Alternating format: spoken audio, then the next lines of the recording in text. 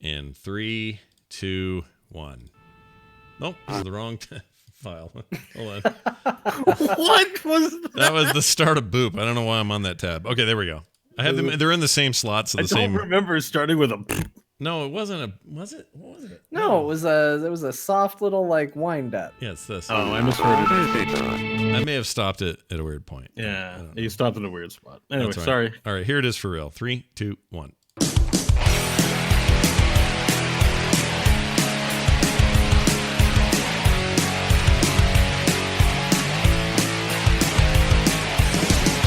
Hey everybody, welcome back to the Core Show. It's your old pal Scott, John, and Bo talking about the video games and the whatnot and the industry and the canceled E3 and the whatnot. We are here. We were supposed to do it yesterday, but we had other things happen and come up and we couldn't do it, so we moved it a day. I've learned my lesson about saying who's sick. I don't like to. I no longer do that because I kind of threw John under the bus once. Do you remember that, John? Do you remember that? I did, but the issue wasn't that you said I was sick. The issue was I was not the reason we canceled. I know.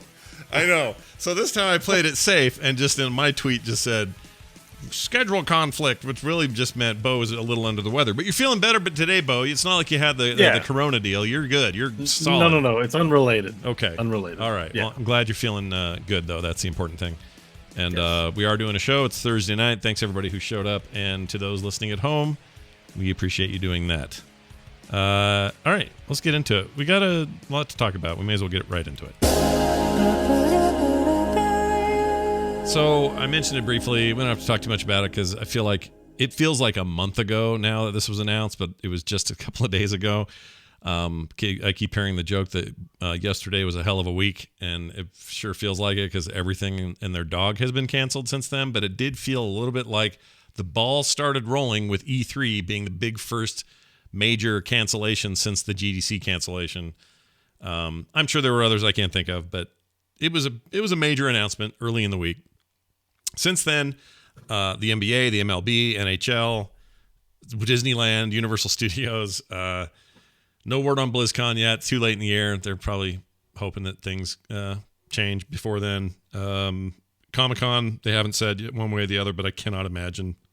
WrestleMania might still be happening. Oh, yeah. Good news, Scott. WrestleMania might still happen. So I talked to Justin Robert Young, big fan of the wrestling there.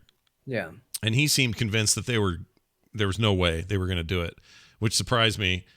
Because if there was any inkling they would, he would be all over that and would want it to go on.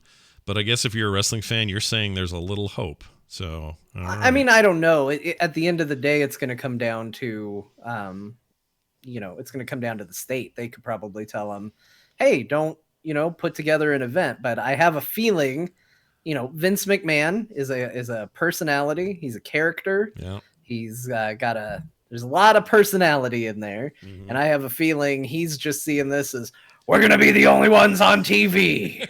And that's just how he's excited probably for it. And, he's probably all in. They'd have to do. So if they do it without him, what would look bad is if he's putting crowds at risk. So if he did it crowdless, which would be weird. Yeah. Then I could see it happening. They were supposed to do that with the NCAA March Madness tournament this month, but then they pulled out entirely. So now that's just straight up canceled. And that just happened a couple hours ago, I guess. But for a while there, they were going to play the games without anybody there, kind of like these Overwatch tournaments and a couple of Chinese, I don't know what they were, but a couple of esports things.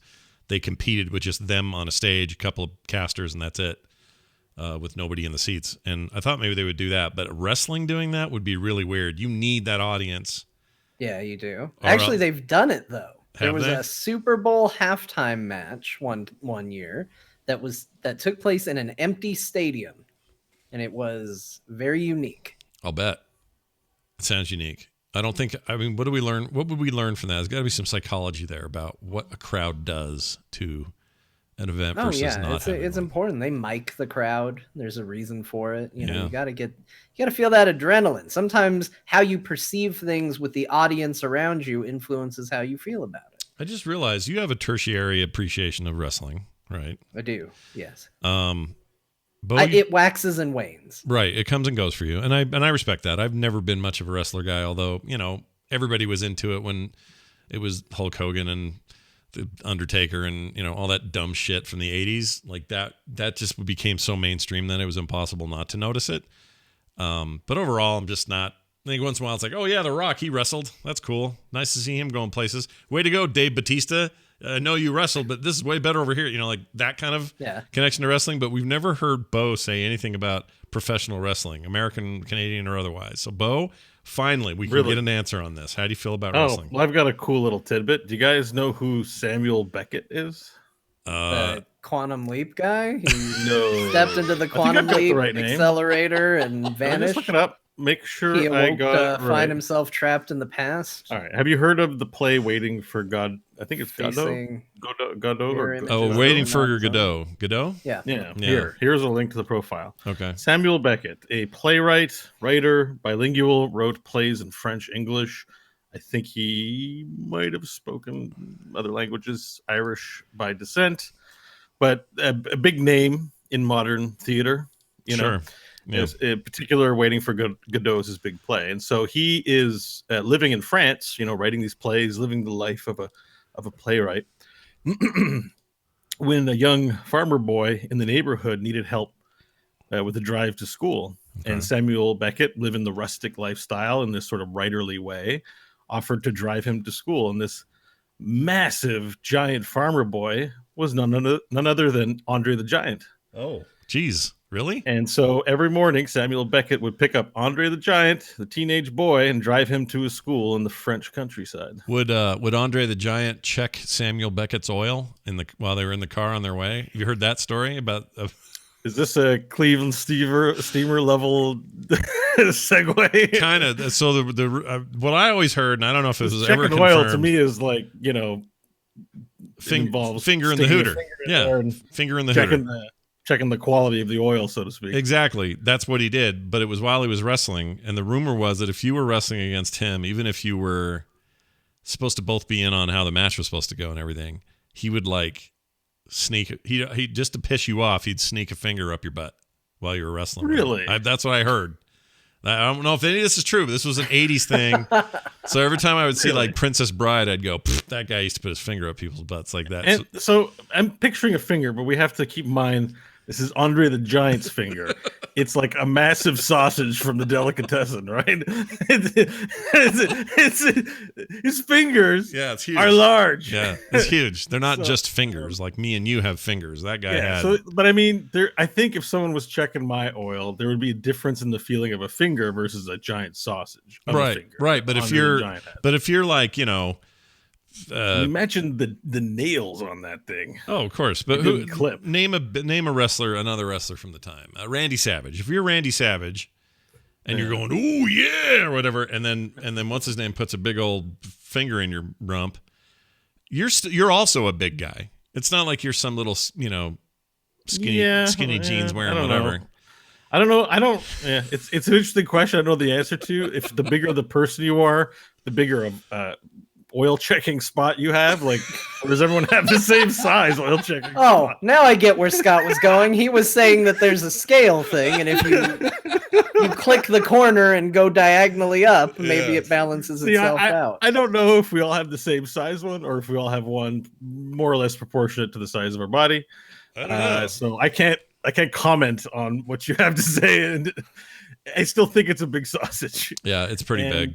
He was a big and, man, big boy. He was a big guy. So that, ladies and gentlemen, is my little tidbit about wrestling. Okay, so no, this is good because you gave a very nice kind of, a nice little story about a guy helping a kid growing up in the French countryside, and But a pretentious writer, like turtleneck. If you see the picture, he's got a turtleneck. oh yeah, He looks intense and thoughtful, yeah, and probably speaks using mellifluous language. yeah, Yeah, that's his jam. or sorry, moleculous, Yep. Moleculous. mellifluous. What word did I say in the first one? None of those are right. Moleculous. I was My gonna favorite replace Harry Potter language spell. with vernacular. Mellifluous. Oh, vernacular. Mellifluous. That's your favorite Harry Potter Mellifluous. character. It's an ancillary character in the 5th book. Ooh, Mellifluous vernacular. Yeah, Vernifluous I vernacular. think if I ever play D&D as a new character, I'm going to call him that name. Manipulous vernacular. The new Mellifluous. who's the new dark arts teacher this year? I heard it's Vernifluous vernacular is going to teach the dark arts. Professor Vernacular. Oh no! Here, I'll spell it out so you can see it. Mellifluous vernacular. Sure, that's probably our reserving title that. today. Yep. Well, all right. Well, while you're doing that, I'm gonna talk about. Oh, so E3 got canceled. That's the point. Yeah. Oh, wait. I do have a question Yeah. because I know it got canceled. There's not a lot to say. It's canceled. Yeah. But I think there is an interesting question to this. Okay. Do we think it comes back? See, this is the big question. So, all right, there's two things I want to say. First of all, I think there will be some digital stuff. Whether or not that will be interesting or not, I don't know. If it is, maybe the grand tradition of the Scott, Patrick, John coverage happens this year, regardless of what the cancellation is. Because honestly, the cancellation shouldn't, in theory, affect the things that you and I and Patrick usually talk about, except in the Microsoft case, which is a live event with a crowd of press, right? But everybody else these days, it's all video. So if it turns out that all of them kind of agree that, hey, Nintendo will do a direct, Sony will do their thing, Microsoft will do a digital thing. If they're all going to do a thing, and both Ubisoft and Microsoft have both said they're planning on something digital. They didn't say when, but they would do something to make up for the lack of an E3 presence.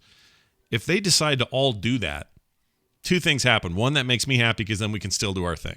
Okay? I like that. So it's a selfish thing. It's all about us. Okay?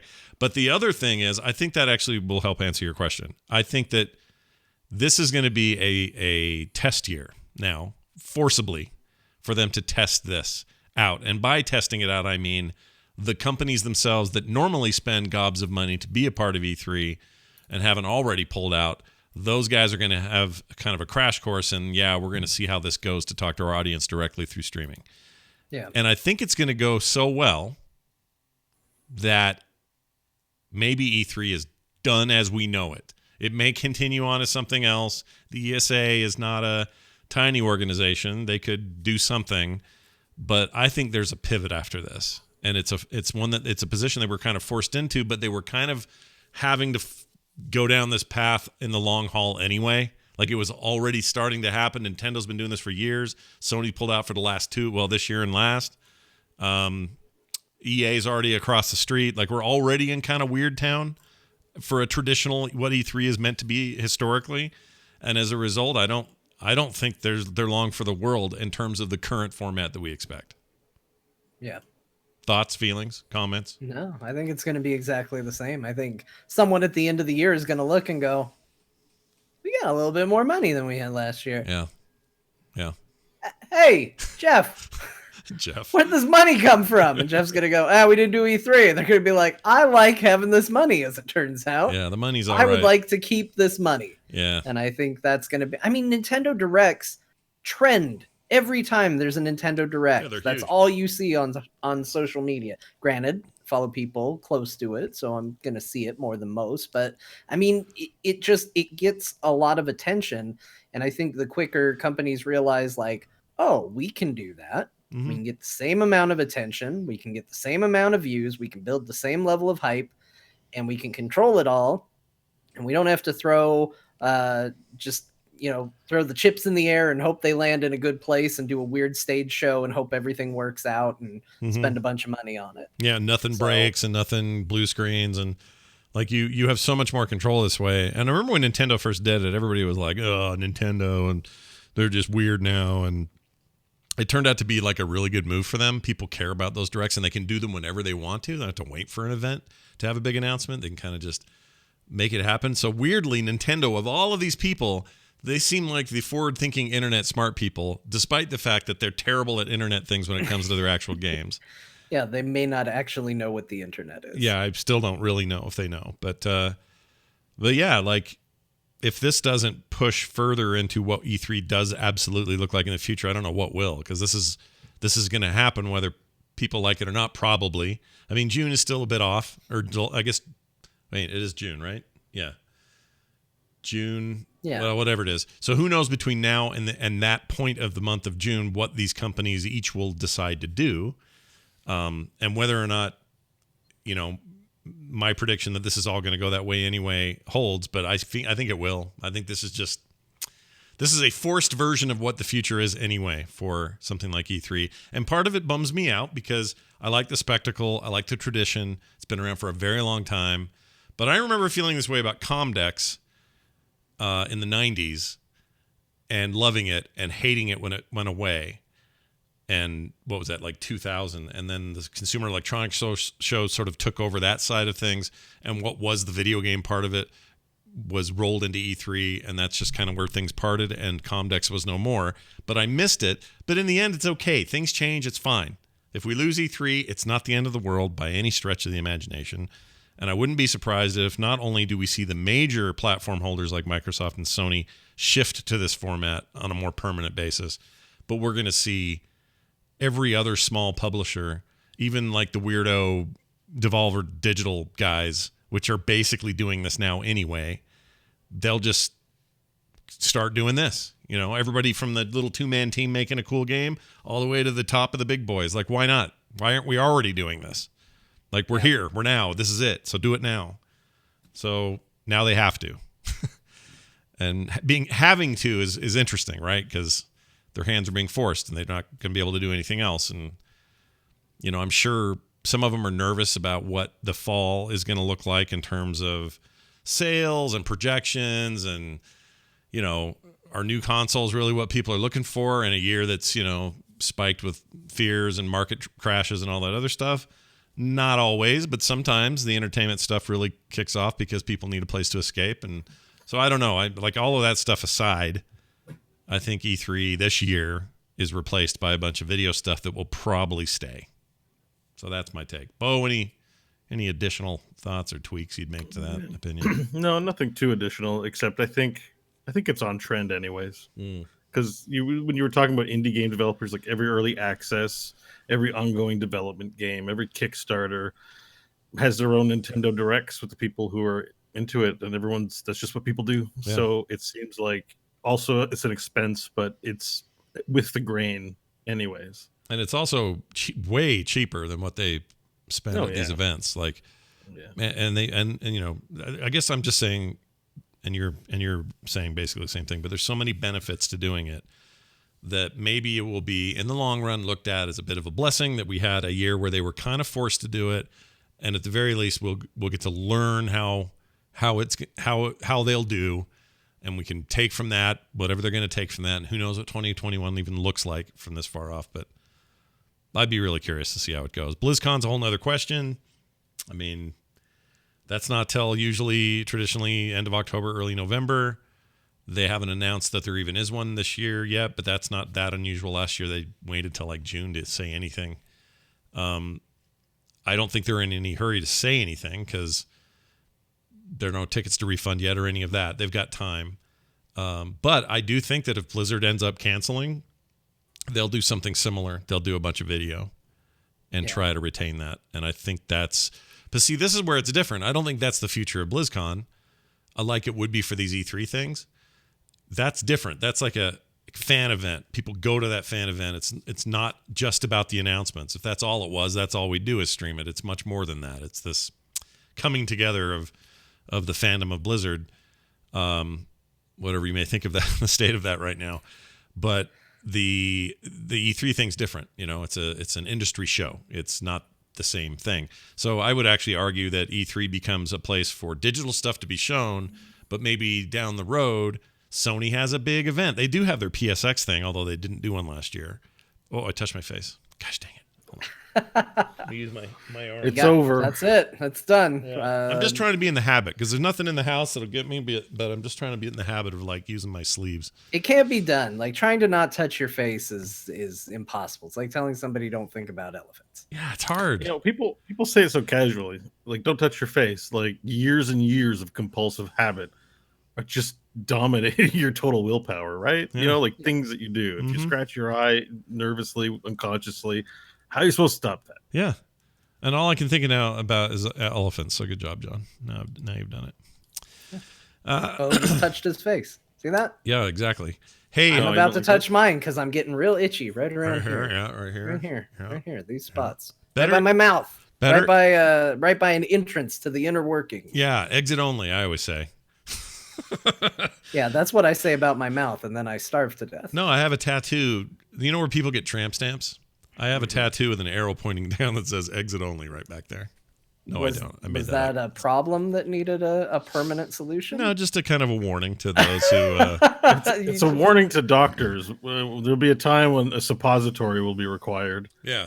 And he'll go, "Oh, I'm sorry. This says exit only." And I'll go, "Oh yeah, please obey the Please laws." observe the rules. Yes, We've had a lot of fun here. But Yeah. Get your prostate checked, people. It's important. it is important. Even if you have an exit only policy, you should still get it checked. Anyways, so what else is going on? Horizon Zero Dawn was confirmed for PC, which was already rumored and sort of semi-leaked, but now it's confirmed, and I'm actually pretty excited about that. I think that'll be. I really am too. Yeah. Are you gonna play? You'll play it again, right? Yeah, because it's one of those games. There's a few games out there that are like this that I took a break for whatever reason. Something else came out. I got busy with something else. I just hit a wall with it. And it's a really hard game to come back to. Yeah. There's a lot in that game. And all of a sudden I got back and I was like, I don't know where I am. I don't know what I was working on. I don't know how to craft things. I couldn't even remember how to, because it's a third person game. You know how a lot of third person games have the thing where you're aiming and your character will be in the lower left of the screen, but you can hit a button and now they'll be in the lower right. Yeah. Couldn't remember how to do that. I was hitting all the controls. Nothing was working. Yeah. And I was like, I don't know how to play this game anymore. And I had sunk so many hours into it. I didn't want to start over. Were you playing it with the Elite controller? Back then, no, because it's PlayStation. It was PS4. Yeah, PlayStation exclusive. See. So I couldn't do it. I couldn't get back into it. So this is the perfect excuse for me to finally finish that thing because it's a phenomenal game. Yeah, it is. I'm in the same exact boat, and I just don't have the wherewithal to just want to try it. It's like actually, it's a little like No Man's Sky. I need to play a new game every time I go hard into that game again, which we'll talk about later in the games we're playing. But I can't go pick up an old save. I don't know where I was or what's going on here. Where was I? Where's my base? That's terrible. I should start over, and I do every time. So it's a little like that game for me. I just don't have the motivation to start my PlayStation 4 up again. And I don't know why. I told you guys I'm like this when it's the year of a launch of a new console. I can't do it. It's so hard for me. Yeah, it's dead to you. You just look at it and you just go, It feels like you're only relevant for another couple months. Last year's garbage kind of thing. I don't know why. And it's so dumb to think that. It's so dumb. I know it's dumb, but I just, for whatever reason. What I hope, though, is there's a trend here because Sony's biggest strength is their exclusives. It has been that way for a while. And I would love to see others come as well. If that Spider-Man game made it to PC, that would be wondrous because the world needs, more people need to play that game than just PlayStation owners. That is such an amazing freaking game. What was it called? The Amazing Spider-Man. That's what it's called. It was, yeah. They put it on, was it called The Amazing Spider-Man? Or was it called Marvel's Spider-Man? Now I got to find out. Hold on. Spider-Man game PS4. Okay. That game is called Marvel's Spider-Man. Damn it. There we go. Yeah, you were right. That was totally it. But it's an amazing game, and having that on PC would be great. Bloodborne would be really cool on PC. There are a bunch of games that are Sony exclusives. Last of Us 1 and 2, all that stuff, which I think would do killer business on PC. So I hope this is a new thing for them. Microsoft's already doing cool stuff on PC. It'd be nice to see Sony do that as a PC gamer and a member of the master race of PC players. Bring it on. I just wishlisted Zero Dawn. Oh, good. You'd like it. You'd really like that game. And while I wishlisted, something else came up. Gentle sirs. Oh, what? Would you? March 12th today. Yeah. And tomorrow is Friday, the 13th of March. Yeah. Mm-hmm. And a little game called Borderlands 3 Oh, my Lord. is coming to Steam tomorrow. I've heard, yeah. I've heard of that game. Yeah, I wish that wasn't coming out right before freaking Doom and Animal Crossing. Those feel like games that might complement each other as side-by-side games. You think so? Maybe I'm a little thinking. bit. It You might. think Borderlands complements Doom? Was like a compare and contrast between quality and not? Well, they're shooters, Yes. right? They're shooters. Well, they're shooters, but they're different flavor shooters. Doom's going to be this hardcore, intense, adrenaline rush, and Mhm. like the cocaine of games. And then Borderlands can be like this. Oh, I'm getting loot. Let me pause for a minute and check out my loot and figure out which the right guns are, and decide on my abilities to upgrade. You know what I mean? There's like this RPG pace that is actiony but kind of slow, right? Sometimes you have low level weapons and it takes a while to dunk into dudes. Yeah. Um, this is a different pace, but they're both shooters, right? This is sort of this mellow, kind of breezy, having a beer on a patio kind of feel to Borderlands 3 versus just the adrenaline rush that is Doom. I do wish I was more excited about Borderlands 3 being on Steam, but I feel like they spent their hype on Epic and I just haven't been able to muster it again. I mean, it's been a year, right? It was a year exclusive. Yeah. Yeah. So, yeah, I mean, a lot of games after a year of this nature, the hype definitely dies down, but there's possibilities there. No question. Well, the one sort of saving grace, which is I'm in the process of buying it right now. Yeah. Because I just noticed it and I'm excited all of a sudden. It's half off. Oh. 50% off. Oh, wait. What? 3 is? How is that even the thing? There's a 2K sale on Steam right now, and the top ticket item is the it is half off Borderlands 3, which that pushed me over the edge. I was like, oh great, it's out. Let me wishlist this, and I was like, oh, $40 Canadian. 29. That's like yeah, that's just 29 here. That's not too bad. I mean, if you still aren't going to play it, still, don't buy a game you're not going to play. Yeah, but that price is pretty attractive. Both it's a great game for catching up on podcasts, TV shows. Yeah. Both Metro Exodus and Borderlands 3 were games I was very excited for, a year ago when it was coming out. I just never got around to playing them. Yeah. And as prophesized, it's like release day for me. Like so many games are coming out. This is great. I'm stoked. Okay. I'm going to be playing Borderlands tomorrow. I didn't know there was a 2K. There was an NBA 2K Playgrounds 2, which is like big-headed basketball. I love that first game. All right, sorry. I'm seeing these sales and I'm getting excited about it.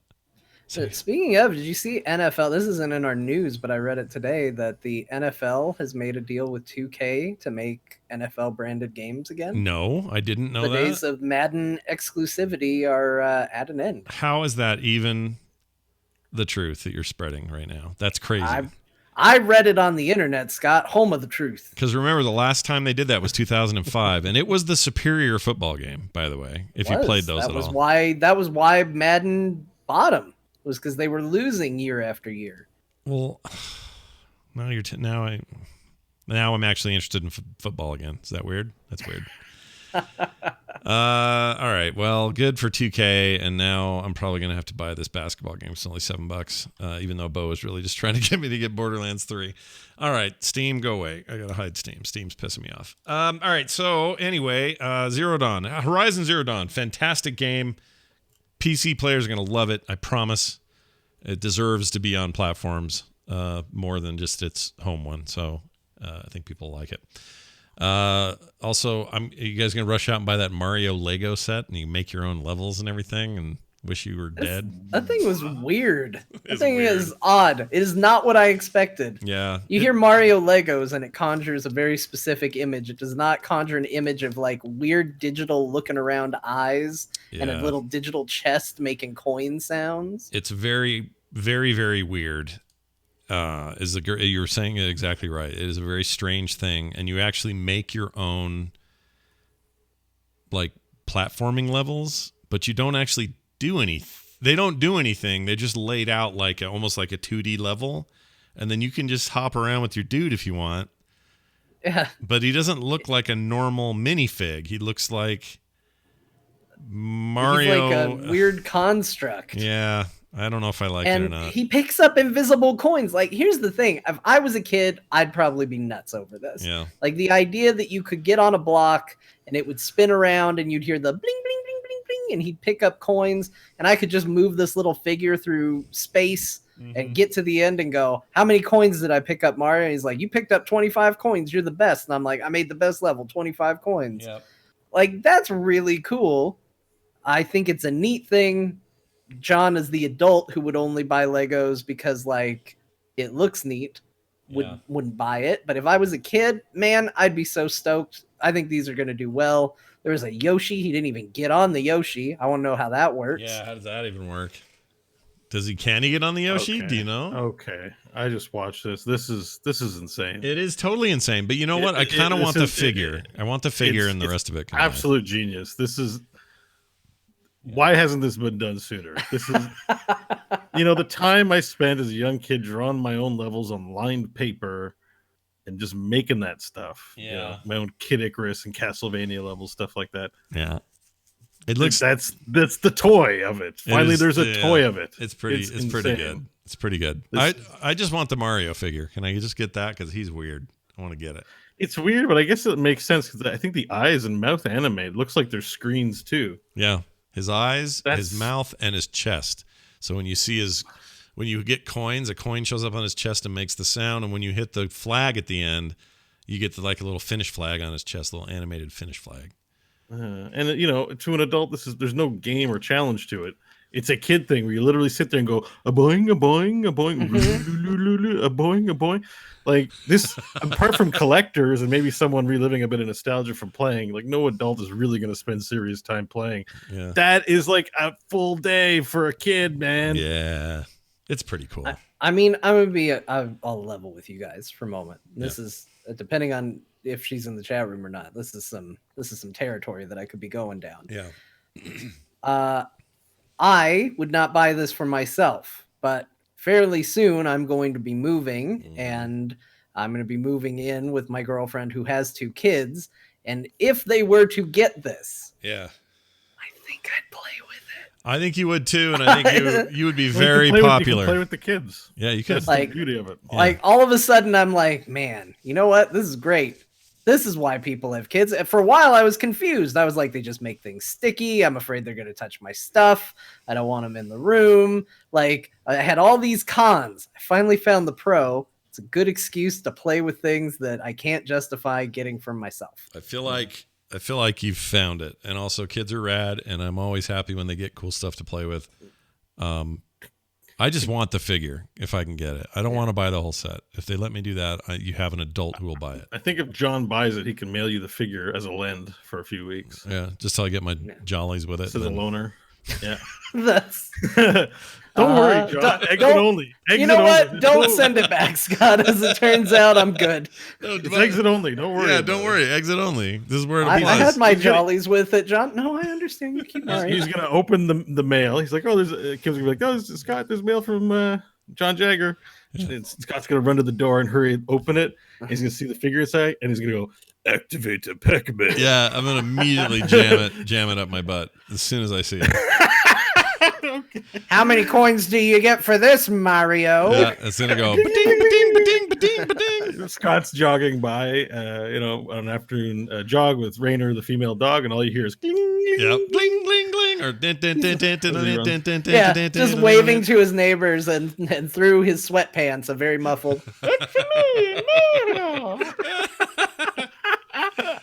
I mean, I assume it has little voice stuff, doesn't it? I can't tell in the video. Yeah, I think it played. Well, it plays sounds. It does. Yeah.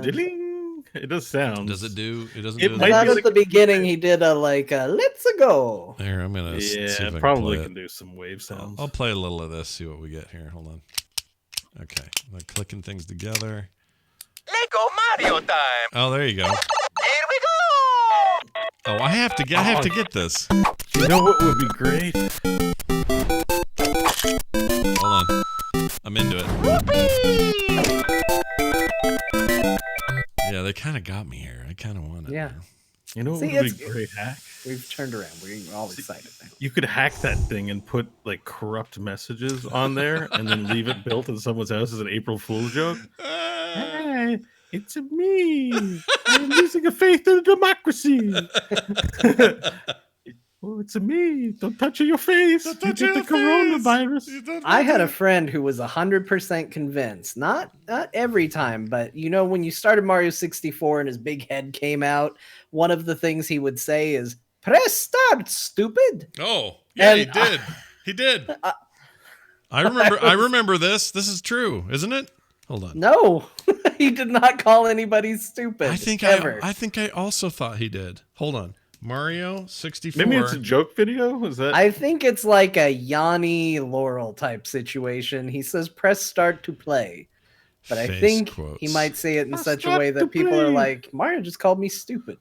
Okay, let's see find it. out what is there a way to find out here? Let's see. I don't know. Someone There's an old had to video. have done this, right? The Mario Head Collection. Okay, let's see what this is. Let's see. You're fantastic. What? I know you're going to be a great typist one day. I'm going to fly for you.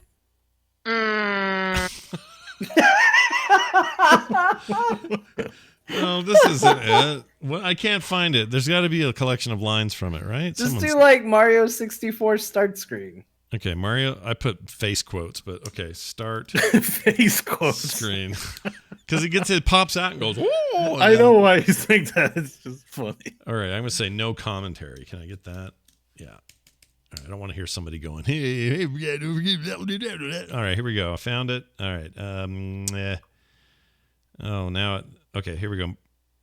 No, that's a whole playthrough. All right, we'll see what this is. Hold on. Here we go. All right. Hit start. Okay. Someone's playing it from the Wii U. Okay. You will need a classic controller. All right. Mario- me, Mario. All right. Then he'd sit there for a bit, and then he'd talk.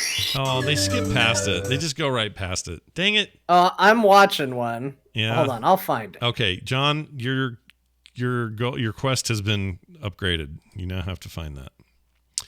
Anyways, what the hell were we saying? Oh yeah. So video games. Where was I? Oh, Horizon. Mario Oh, the Mario Legos. There you go. All right. When you find that, let me know. Doom launch trailer was up, and man, that is the coolest launch trailer. I am so excited. I can barely stand myself. I'm still a little worried about that sword and how much melee I'm expected to do in a Doom game, but I'm willing to find out. You know what I mean? Like the sword thing seems like it's a small thing and maybe not that important, or maybe you always have a sword, so it's just your melee combo weapon, and you got a gun otherwise. I guess I haven't followed along enough to know what that sword's for, but I don't think they've really. It's for discussed it. chopping people, man. They've shown- They give you a sword. You're gonna use it. You're gonna chop folks. No, but what's unclear is if it's like, because you always have melee, right? But if you get a sword and you always have sword, then you just always use sword. But I think they're gonna have mechanics in the game that don't make sorting everything the right strategy. right, or You gotta knock them first. You gotta stagger them first. You're right. The sword is there for finishing moves and stuff like that, I would think. If it is, that's awesome. What I don't want is just now I have an OP sword that I'm going to melee. I want to shoot in that game, and I want to focus on that. I want to just shoot. That's what I I want. think they might tie it behind the rage mechanic they have, because I know there's an upgraded melee. Like you have melee, but you get a super melee after getting, I think, a lot of kills. You have to build up a meter. Yeah. That might also be tied behind, like, you know, the Berserk upgrade. It might maybe be like a Genji Dragon Blade sort of deal, where it's like you build up Whoa. a meter and then you can Dragon Blade. That's cool. I like that idea. And that seems cool, right? Like Yeah. you save it for situations where you want to go. Boy, Boy, you know, you haven't played Overwatch in a while, but you still remember. I literally saw John twitch at the volume of that. I'm very sorry. just a little jump there. But let's Just check looking through in. Mario clips at the moment. Yeah, let's check on our guy on the street, John. Any word down there on the? Turns finding out the- it's really hard to find. Yeah. Oh, I found it. Oh, no Holy way. cow. No way. You really did? Okay. All right, I'm send gonna it here send you so I the can get some video. audio. Okay. It's 2 minutes and 13 seconds, right at the last moment Okay. All of right. this video right here. Okay, I'm going to hit play. Let's see what we get. It's me, Mario. Okay, this is only start and intro screen. So you want to go to 2 minutes 13 because it goes through a whole lot of stuff before it gets to press start. Stupid. Okay, I'm going to get to... I'll just start at 2 minutes here. Here we go. It's just showing him running around the water. It's an amazing video game. Oh, it's almost... Okay, here we go. I know, like I said, it's right at the end. Press start to play. Wait, That's it. he doesn't say stupid? No, he just says press start to play. I remember him saying stupid. Well, you're not alone, because I had a friend who absolutely was convinced that's what he said as well. Weird Mandela effect, man. Oh, that Nelson Mandela just lives on in all our hearts. All right. Anyway, if you haven't seen the Doom launch trailer, do yourself a favor and watch that shit. It is amazing. So It's good. It's got Asajj Ventress in it. Yeah. Oh, wait, who's what I that? like. Is that the lady talking? Yeah. Oh, I like her. Yes, Asajj from Clone Wars. Oh. Okay. And Zagara from Heroes of the Storm. Yeah, I noticed that. But I really, really like the VO so far. If there's a bunch of that in the game, I love that stuff. The early Doom or the last Doom game did that too. Just great VO. Love it. All right. The Last of Us is getting a TV show. And now's the spot where Scott and I fight. That's on right. the show. We are in a bit of a disagreement over this. So I actually like the idea, and I think I'm biased, and here's why. I don't even like the game that much, but I love the producer who is in charge of show running this, and I have a lot of faith in his stuff. He did arguably the most compelling thing I saw on TV last year, which was that Chernobyl miniseries on HBO. And it was amazing. Now, this is totally different than Chernobyl, but Chernobyl was a bit of a disaster. Sounds like mushroom-headed zombie apocalypse in the future is also a nice disaster, even though it's fictional. And I really like that Craig Mazin, I think is his name, or not Metzen. Craig Mazin. Maisel, maybe? Mazin, something like that. Who? The guy who's showrunning this thing. I forget his name. He did the Chernobyl thing, Well, but let me look it up. the Chernobyl was so good that I just automatically think anything he does next is going to be great. So that's why I'm hyped. Otherwise, if you were just saying, oh, and the other thing is HBO doesn't normally take on projects that are going to be utter poop. Like that's very rare for them. So that's the other reason. So I feel like there's prestige on both the creator / showrunner and that HBO is doing it. What?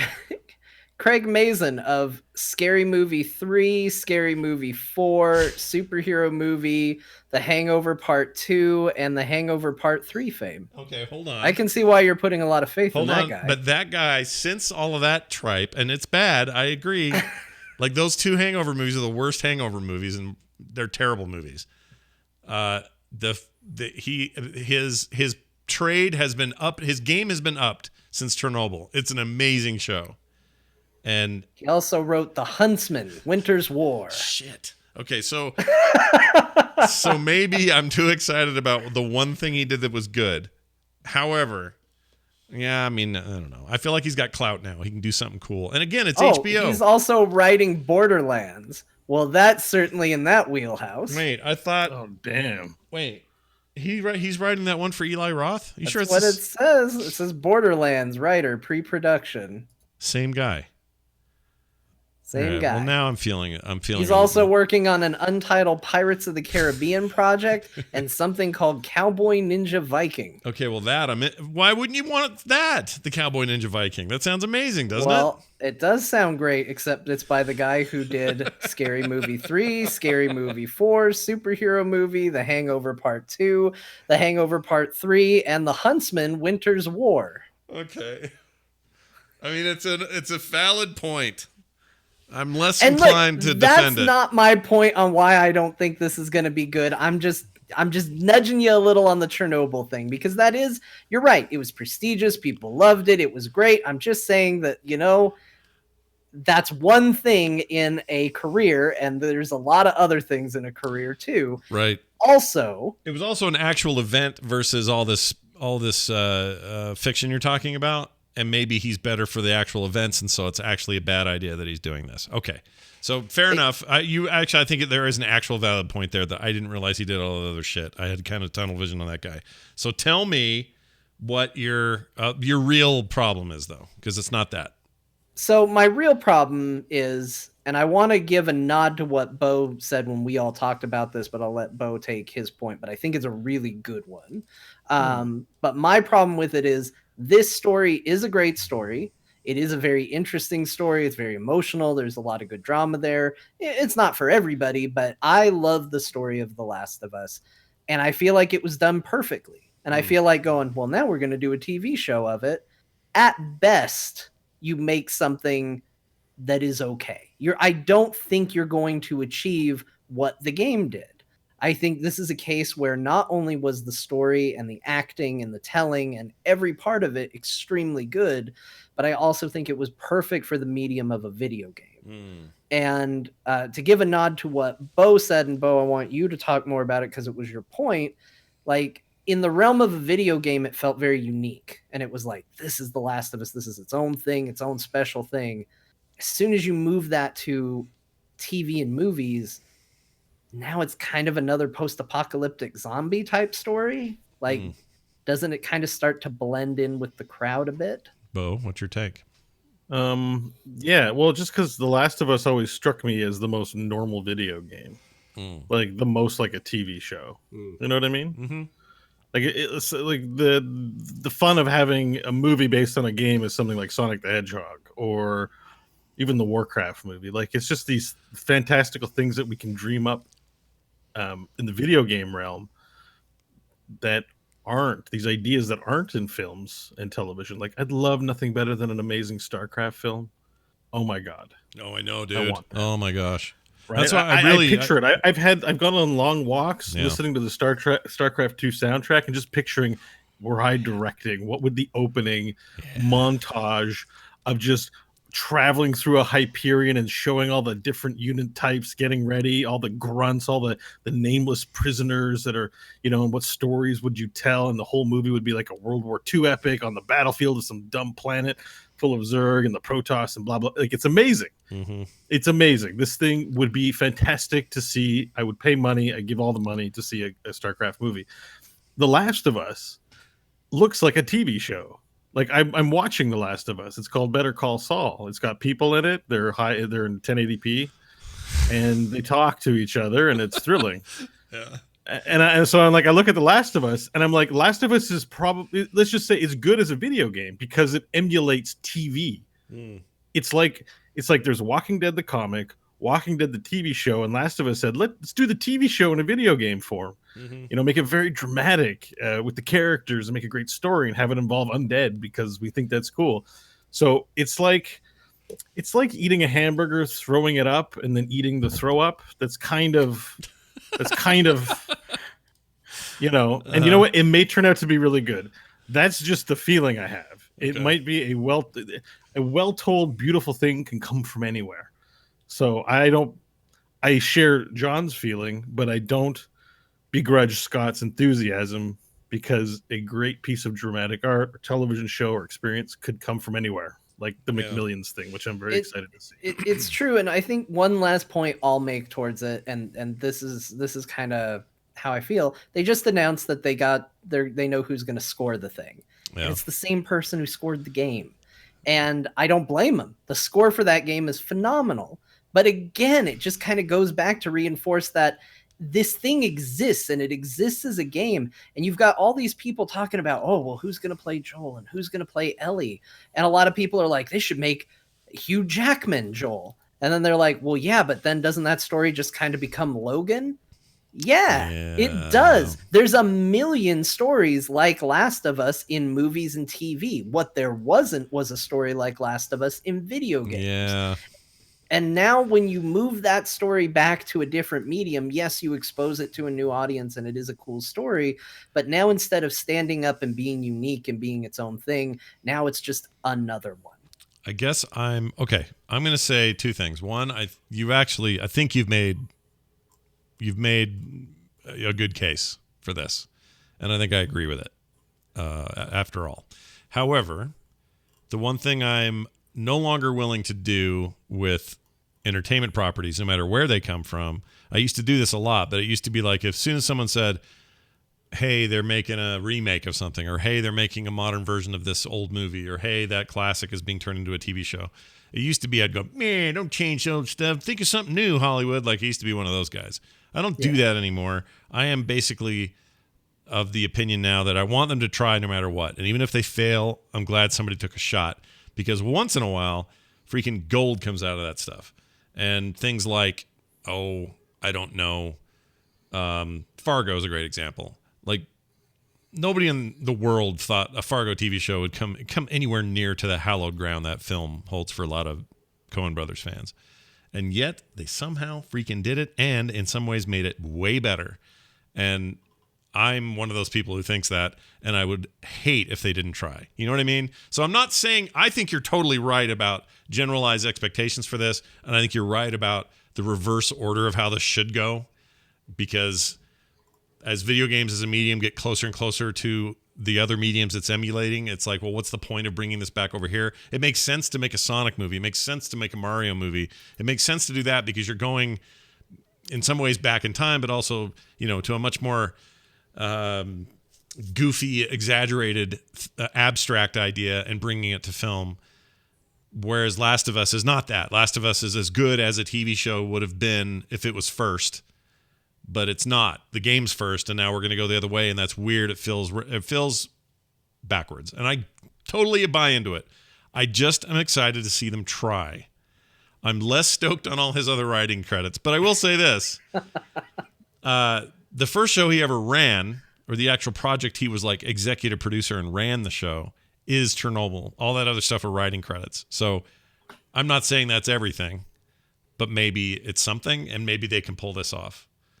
So, I mean, I hope so. It would be cool to enjoy another take on that. But we also live in a world where you can Google The Last of Us, the movie, and you can watch somebody who has edited together all the cutscenes, all the relevant dialogue, cut out a lot of the trial and error and a lot of the gameplay, and put it into a big movie type experience. And I think you'd be better served by that than you would watching. You kind of got me in the mood to do that, actually. I may do that.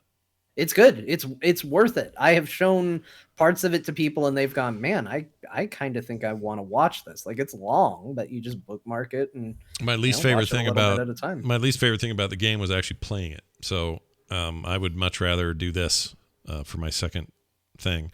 I know that's not the most popular opinion, but I found the story incredibly compelling and the gameplay not amazing. The gameplay's a little rough. I think it's done intentionally in kind of a Dark Souls way. That's not me trying to make an excuse and go, "Oh, Scott, you should have had fun with it." Mm-hmm. But that's me saying, no, I think there's issues with the gameplay. I think it's done to create a tone and an atmosphere and a feeling, but I think it's not the most fun thing to play in the whole world. Yeah. Well, I may have to dust it off and take a look. Or at least watch those videos. We'll see. That new one's coming out, like, when? Oh, it got delayed again, didn't it? Aren't we waiting for that longer now? Actually, I think it's just like a couple months away now. Oh, is it now? Oh, April, that's right. Yeah, all I care about is Desperados 3 in April. I'm so excited about that game. Not your Resident Evil experience, Scott? I'm shocked. No, I am excited about that, but only from the people will be happy that we're doing it perspective. Oh, so is this on? It's official? Oh, yeah. Jack Fox purchased a copy, which is the rule. Well, I remember that. We talked about it last week, but what are the stream? Have we got a schedule? Oh, or no, just, we don't have that yet. I guess happen? John and I have to put our heads together and just figure out a time and then make it happen. But Figure out when we're going to do it. Yeah. Boom. Screams will happen. John will try to... Actually, I'm looking forward to it because you'll help me mainline it a little better because you'll have a cool head and you'll say, no, you need to go left instead of right or whatever. So Do you think John should do it in character or do it as John? What character would he be? What character would I be? I don't know. Do you have a The character you're nemesis workshopping? just goes, "Stop." No. Something more endearing, something still friendly. You're supportive co-playing. Oh, I But see. you- Well, also hey, do it. Scott, I'm John, your helpful Resident Evil guy, and I'm going to help you through this. We're going to do it together. Careful, he's on fire now, and he can break into save rooms. Did I tell you Oh about that? my, the nemesis is chasing you. You better run away. Yeah, I can't fight that guy. Dude. Oh, good God. Yeah, it can't be that character, can it, Bo? We can't do that. That's bad. Just not a bad guy. A supportive character, whatever that might be. Okay. You can veto one, but John's putting a lot of hard work if he does listen to it. So Yeah, like the maybe I'll just be like the little nurse droid in Revenge of the Sith, and I'll just every time Scott freaks out, I'll just go Ooba. Yeah, do that. Ooba. Wow, that's to a him. deep prequel Deep cut. cut. I love it. Oh, Deep cut. activate the Pac-Man. Yeah. That was really weird. You know what? I'm going to play a sound for that to celebrate. Hold on. You know what that is? Do you want to know what that sound is? Hold on. I'll play it again. Any guesses? No. what Here, I'll is- play another version of it. duck penis. Any guesses? Duck penis? No. That is a 1-year-old little boy who has found his voice and is saying the weirdest things now. That's Van today on camera, just screwing around on his what do you call it, high chair. He had just eaten and he's got some toys with him, and he starts making these sounds. It's so weird. Is that coming from his mouth or a toy? he has? No. It's totally coming from his mouth. In fact, okay, just That's wild. to give you perspective, normally he'll sound more like this. Hold on. This is pretty funny. We're getting world first here, everybody. Okay, so here he is. Here he is normally. Okay. Now you're going to hear it change.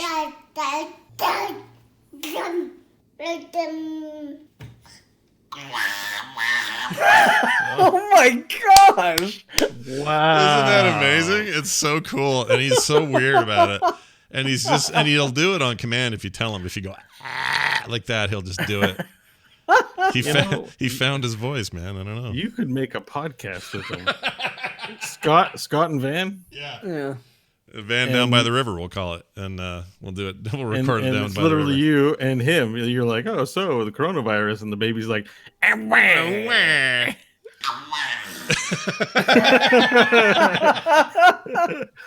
He's got weird range for a 1-year-old. delightful. And then you can have other guest babies on. Yeah, have him come on and try to do those same sounds, and Other they'll go. guest babies. Yeah, like Kyle, you can fly Kyle and Kristen out to have Oh, Flynn okay. on. Yeah, Flynn could be on. I was just trying to understand what a guest baby would be. It's a second baby. Today's guest is Dylan.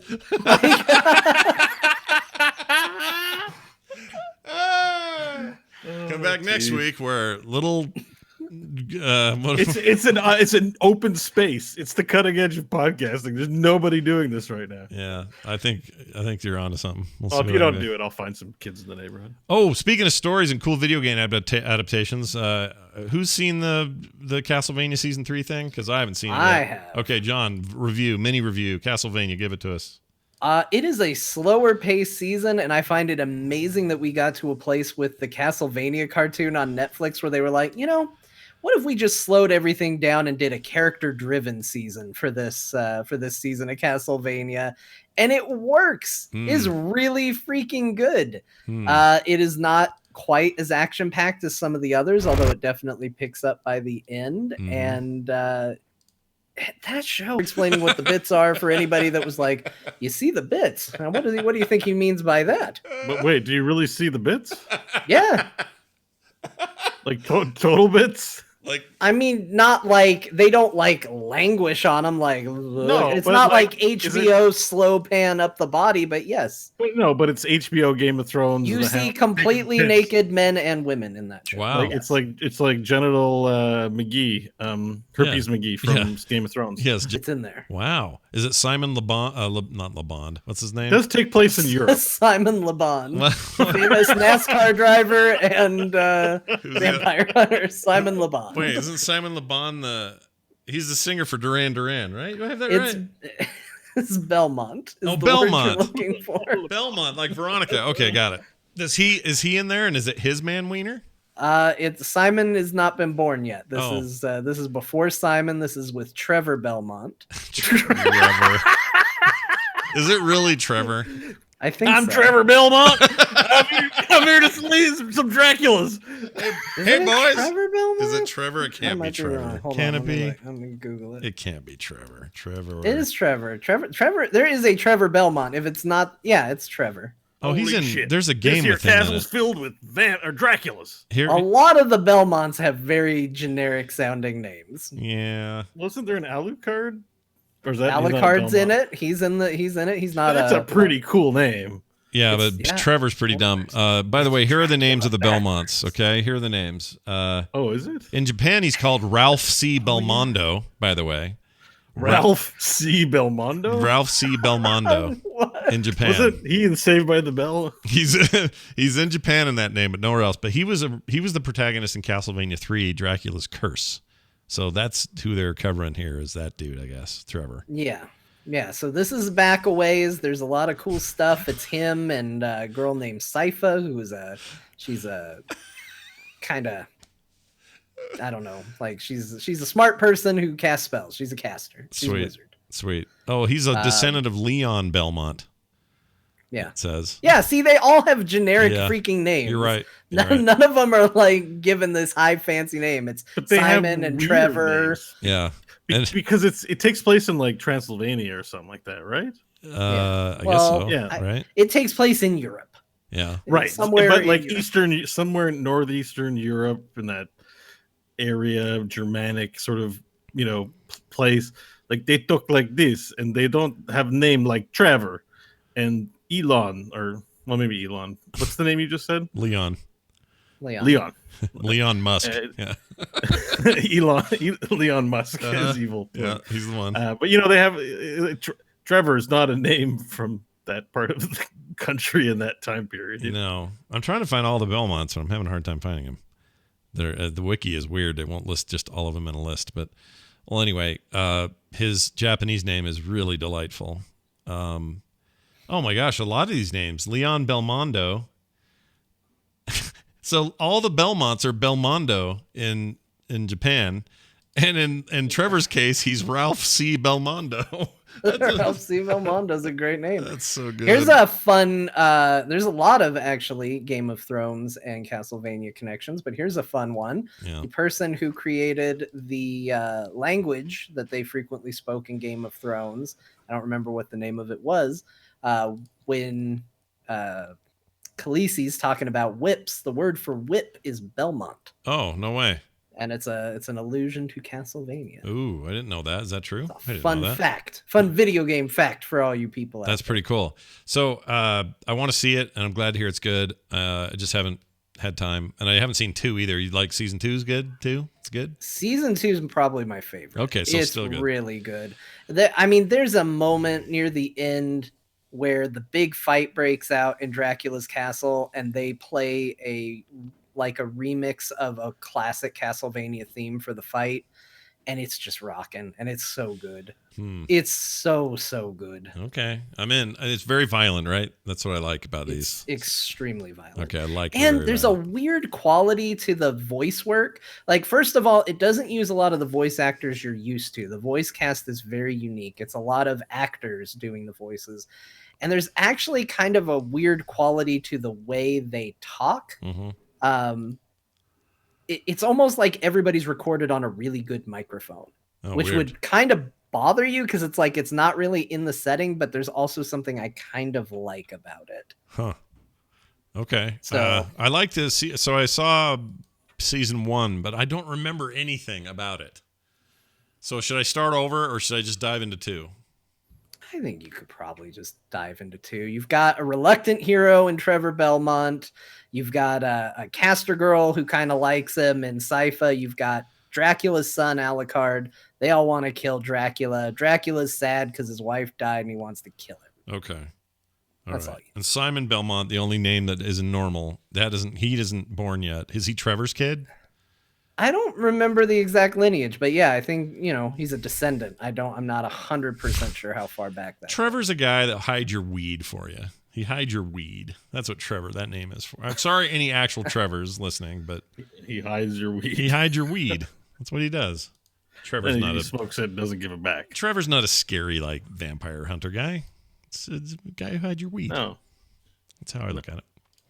All right. Well, that's all well and good.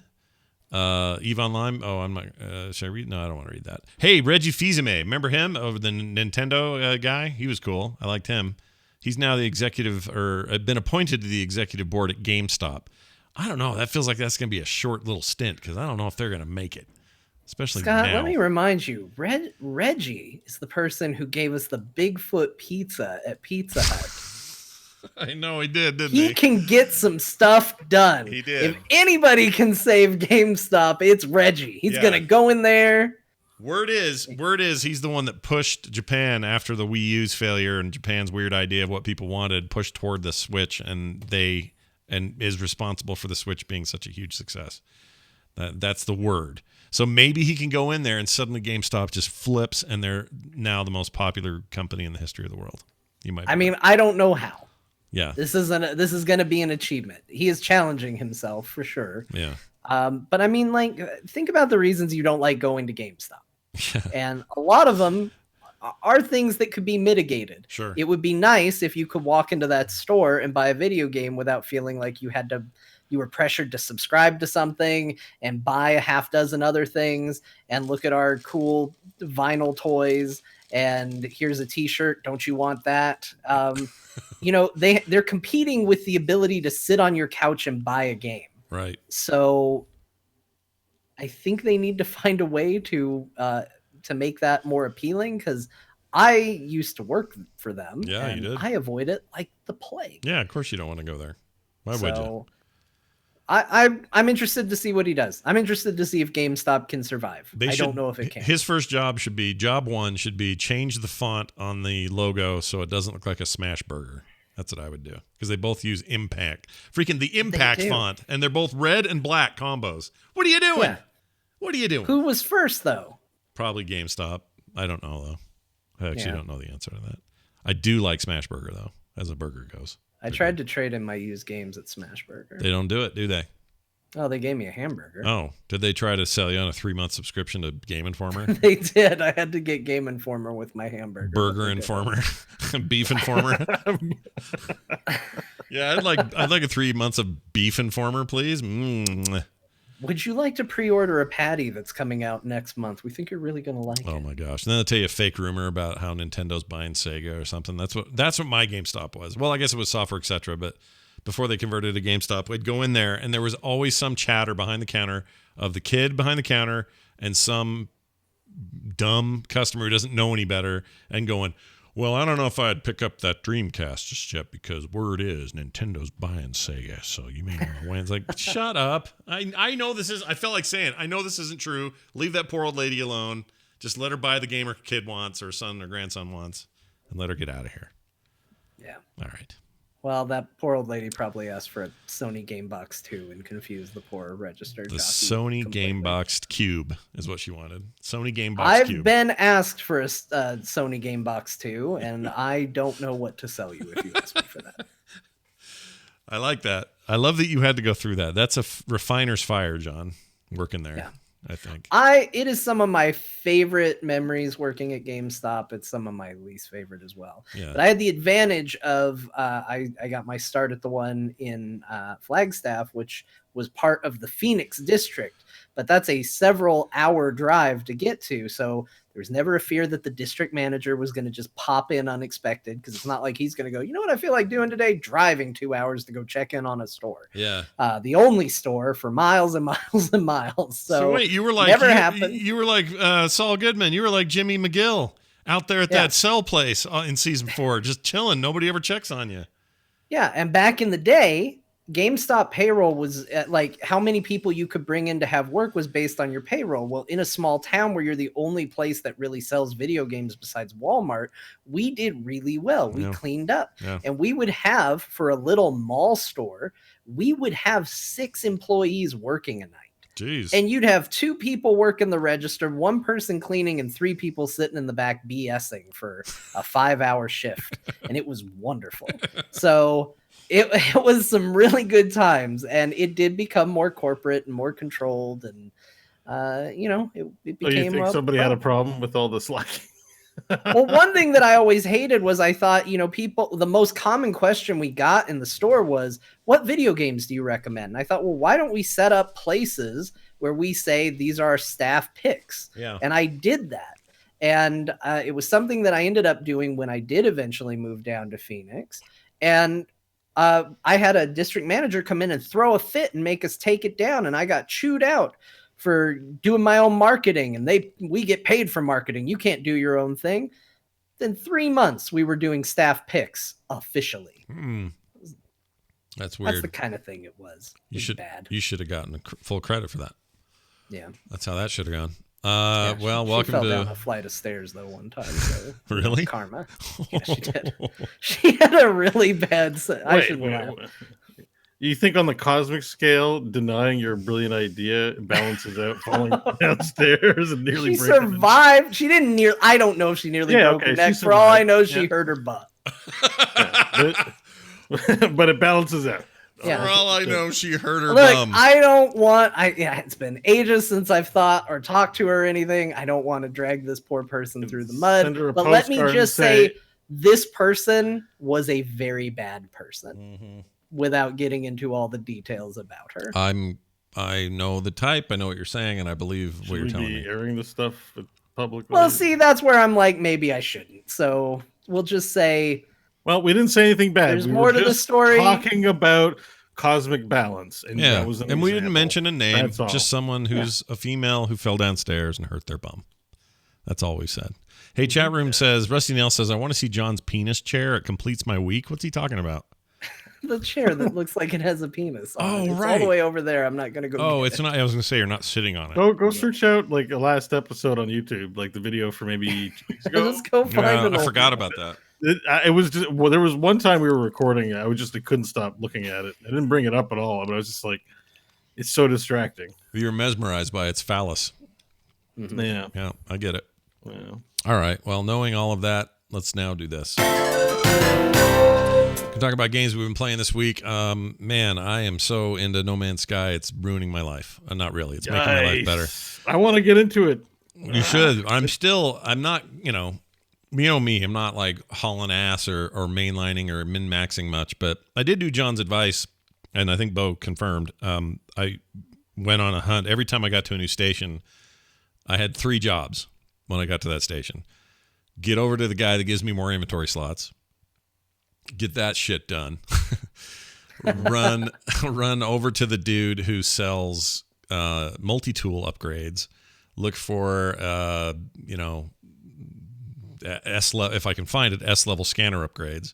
I found one finally, like 3 or 4 planets in, or 3 or 4 stations into my warping, and it's amazing. It's so amazing. And the thing is, I didn't realize that thing rolls stats when you open it.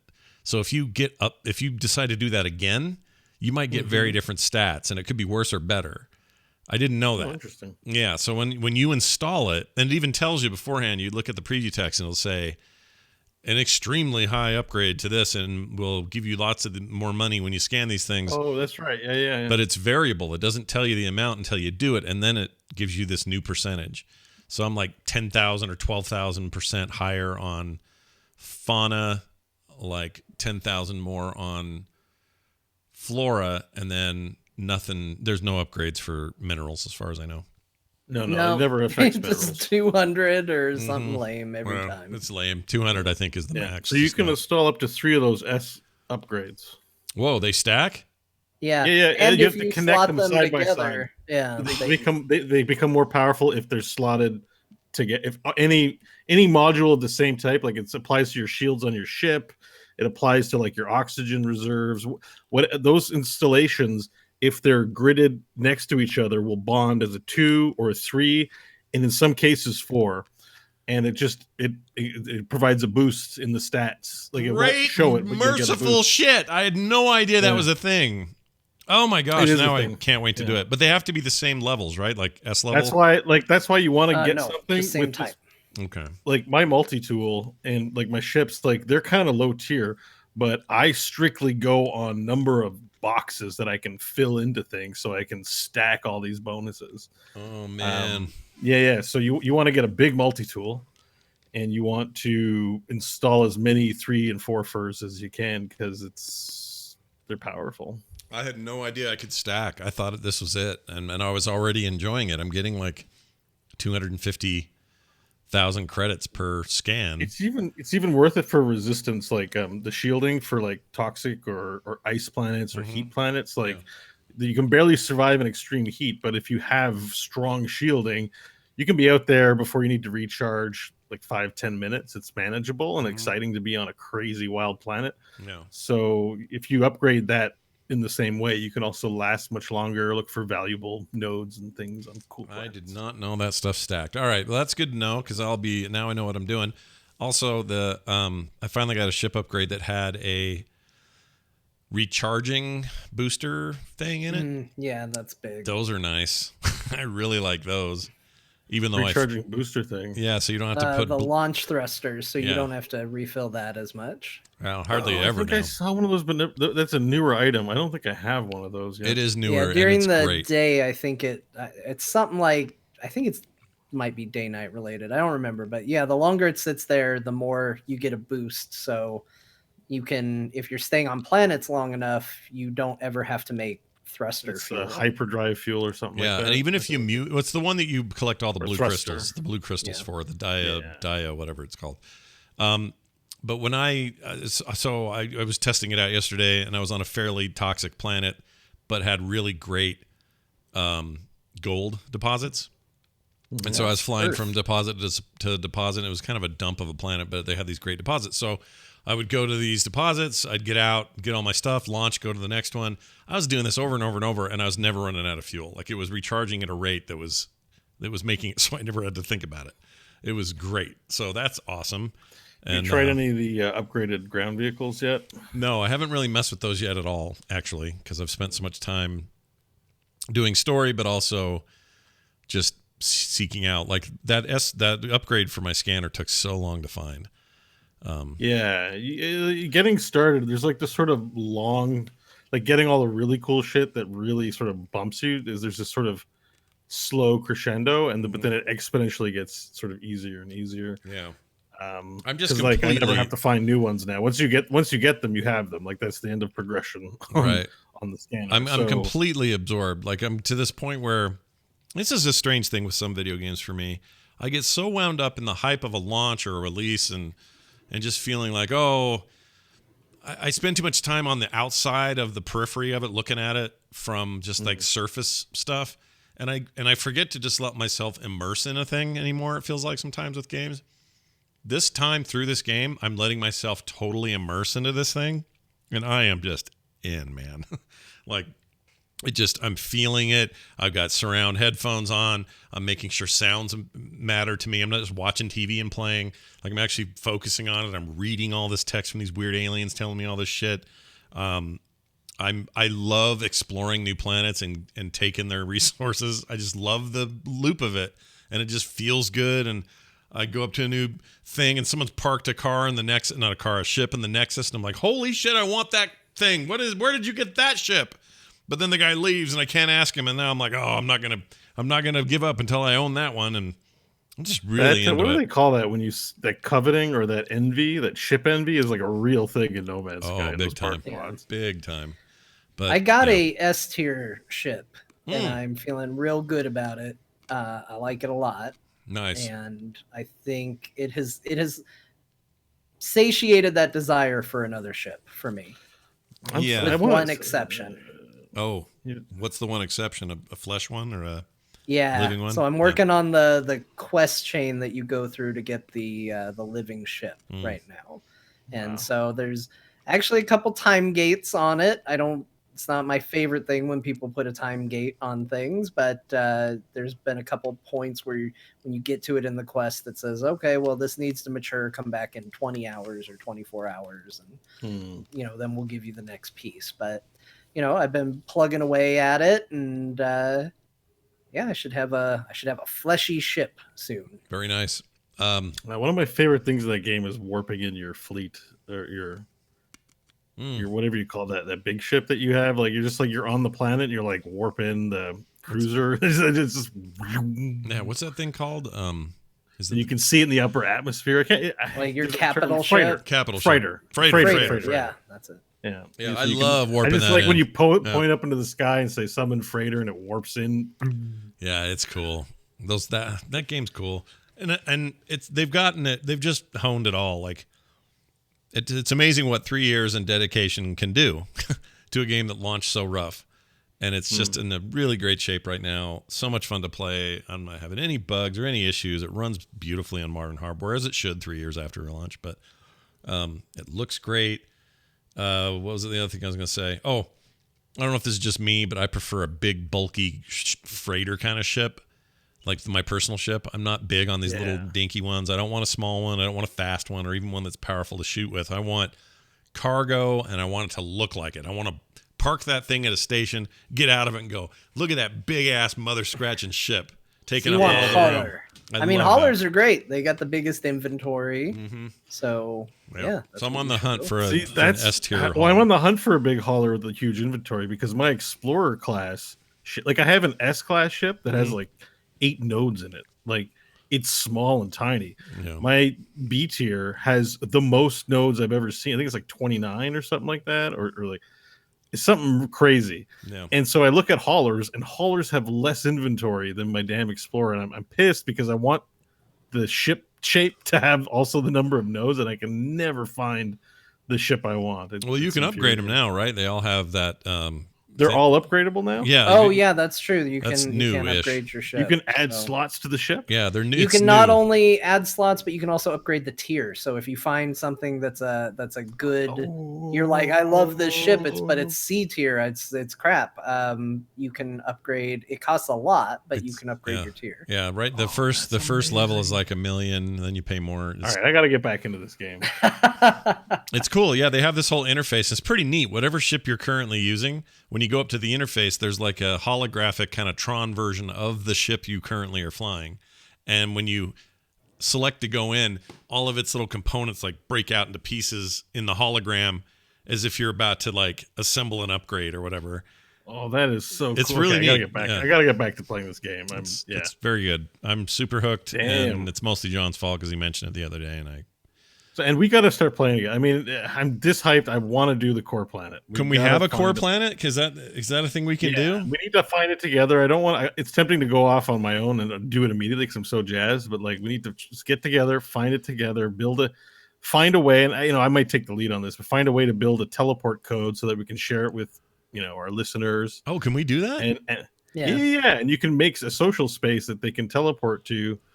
That's and then we can cool. we can have like a core after party. Everyone who's playing No Man's Sky just log in and we'll just play Activate Pac-Man on local voice. Because actually one of the things that I had not done in this game but was added some time ago is in that big central hub when you summon the anomaly and you fly in and it's the big multiplayer space and all of that. Yeah, I decided to go on one of those Nexus missions, yeah. and it took me to a planet called Mandalore, which was a very hostile, like extreme kind of planet. But because everybody was going on the mission to the same area, there were all these crazy structures and buildings and things to help people complete the mission constructed around it. So I got to a point where it was like, you need to cook this. And I was like, what am I going to do? And then sure enough, there was a base right there where someone had put, here's a cooking station, come on in, use it. And Wow. oh, okay, well, I'll go in and I'll make my That's so materials cool. right there. And That's so cool. That's so pretty those rad. Nexus missions are interesting. I'd recommend checking them out. And gets you the currency, which I always thought was going to be the way they made money. I thought it was going to become like a micro almost thing. a free to play currency because it Mhm. was this special. I think it's called like Quicksilver or something like that. Mhm. Yeah, it's Quicksilver. You can't buy it, but you can get it from these missions. So Oh, Yeah, how and they're you get multiplayer missions, so we could stuff. play a few missions, find the planet we fall in love with, and yeah. Build some shit. oh man, Name that planet something dumb. Like, yeah, I think that sounds like yeah, fun. Corona. Corona. Cor- There you go. Corona. Corona. No virus. Yeah, it's good. No Mansky. Also, I've been playing Farm Together when I've just got a minute to check on the game and hop in, do a quick thing, and get out. I'd made the mistake of looking up a guide that's like the best way to make the most money. Oh, I'm just raking it in now. It's so good. And I got sprinklers all over the place, which I couldn't afford before, but now I can. And that means I don't have to water my crops. They just get watered. I made a money tree, or a whole bunch of money trees, which just gives me tons of currency when I harvest them in the winter. see, that's what you got to go build in No Man's Sky now. I know. There are people who build chlorine farms in that game because chlorine, a much more expensive element, combined with oxygen, a very common because they need to make it plentiful, Yeah. combined makes more chlorine. Oh, really? Yes. So that doesn't you work. can- That's bad chemistry. How does that work? That doesn't work. Chlorine plus oxygen makes more chlorine. You can't explain that. It's just No Man's Sky science. I Oh, don't know. man. So you can just farm a bunch of chlorine, combine it with a bunch of oxygen, go and sell it for way more money than you would have spent buying the materials for it to begin with, and just rake in the money. It's like oxidized chlorine. Okay, that sounds good. So is that an exploit? Like, are people? Is that a? Oh wait, there's a market exploit too. What is that? Someone in the chat says there's an exploit. Oh, don't. Yeah, there's a lot of ways to make credits in this. So you do the same thing. Go look up a guide for how to make farms and things like that in No Man's Sky. You'll be constructing something, and there's videos out there like, hey, you want 1 billion credits in an hour? Do this. This is what you do. Well, here's the other thing that was weird. I felt like I wasn't getting enough nanites, and I kept wanting to buy a thing, and I couldn't afford it, and realized that I hadn't been uploading my planet data from all the planets I'd been to and stuff. So I just went like to the system overall screen and hit upload all available whatever. 3,000 nanites suddenly in my bank account. It was amazing. It's the greatest feeling. So that game just makes me want to. I kind of like bumping into shit and going, oh, that's cool. I didn't know this was a thing. And like you guys telling me today about stackable abilities and your just finding out, learning about the world, in some weird way, like discovering fire all over again. I feel the way about this game that it made me feel like when they were showing trailers and hyping people. I finally feel that my emotion now matches how I felt when I was hyped about it before it came out. Like, finally they did it. Good job, guys. Well done. It's actually been good for quite a while now, but they just, I don't know. It's a hell of a thing. And they're like some small team. It's like 6 guys or something, I heard. Yeah. It's like nobody. It's crazy. Yeah. They just keep putting out content. Yeah. Yes, people should be buying that game if you haven't already. It's really fantastic. Also, quick impressions about Warzone. So I don't know if you guys installed it, but it is now free to play, and it's in beta, but technically it's just sort of out. Here's what it is. It's not a new mode for Modern Warfare, but it kind of is. If you open the Blizzard launcher, if you're on PC, if you get this on consoles, if you already own Modern Warfare, it is a new mode in your game to play. But it is also a standalone download thing for people who don't have full Modern Warfare to play also. And it's free to play. Like, you don't have to pay for it. The nice thing is, if you own Modern Warfare, all your stuff you've unlocked in other modes and things, that all carries over. And vice versa. If you do anything in the free-to-play game, that will carry over to anything you do in Modern Warfare, assuming you owned it. But it is, by all intents and purposes, this is, Fortnite / Apex Legends sort of free-to-play shooter that is a battle royale. Now, I know, the last thing anybody feels like they want anymore these days is a new battle royale, but I think this actually could be a contender. It's pretty freaking impressive. They do some different stuff with how you get items and loadouts and reviving. This is pretty awesome. And I guess there's a mode like this sort of in something else, but check this out. So let's say the 3 of us are rolling in a group, and we're fighting and shooting and whatever, and John dies horribly, just gets blown to crap. Okay. John doesn't die and wait for us to revive him or any of that. There are revives and all that other stuff. And plus, when you're down, somebody can come get you up and all that. But if you die, you're not killed and have to wait for the next match. You are sent to the basement of what looks like a basement shower, or like, in The Rock, the shower scene. Mm-hmm. It's like that. Okay. And you are in there now with a pistol, and another person who has died is also in there. And you are now in a man v man fight to the death. Whoever wins gets to go back out into the fight. The one who dies is done. It's the gulag, and it's. I think that was in another Call of Duty game in some mode, but it is the way they've implemented it here is great. It is freaking great because you have another fighting final chance to do something rather than just wait for all your friends to either die or whatever. You actually have to go fight for your freaking life with one other player, and whoever wins that gunfight gets put back in the game. And I went and I fought a dude and I won barely. And it put me back into the battle. And there's vehicles in this, and there's it's pretty freaking good. I'm impressed so far. So you guys should download it actually, because it's free, 100% free. You don't have to have Modern Warfare. I have Modern Warfare. I have yet to play it. Oh, I have it downloaded. I have it installed, and it just It's the best this has Never ever been. came up. It's as best as it's ever been. I've never played Modern Warfare and enjoyed it as much as I like this new modern game, and this is just a really nice add-on. But what's cool is clearly they're planning on this being something that carries well on from the yearly releases, right? Like they want to have a Modern Warfare Battle Royale platform. It just happens to integrate really well into their retail game, but next year this still exists and will still be part of something, and I think this is the one to do it with. It's very good. So check it out. Oh, if you lose in the gulag, they can still revive you? I didn't know that. Oh, that's cool. Yeah. And it is trios, right? Warzone's all trios. It's like Apex, I guess, that way. So you can go on as a threesome. It's cool. I was impressed. And it just feels good. That game it's just the best they've done for a long time and made me like Modern Warfare again. All right, John, we talked about No Man's Sky. Yeah, we did. You played a lot. I've been building the base. I've been just doing the things. It's great. I also like that you can kind of get a project that you want to do and you just can go do it. And it doesn't have to be it's about making what you want. Exactly. I like that creativity. And it does it in such a way that it still adheres to the rules of the world. But if you really want to go underwater and make some crazy shit happen under a freaking ocean of a water planet, good news. You can do it. They just kind of let you go everywhere. Rusty Nails, I'm There's happy to even hear you play cool, I watched a video of somebody who built a base in outer space.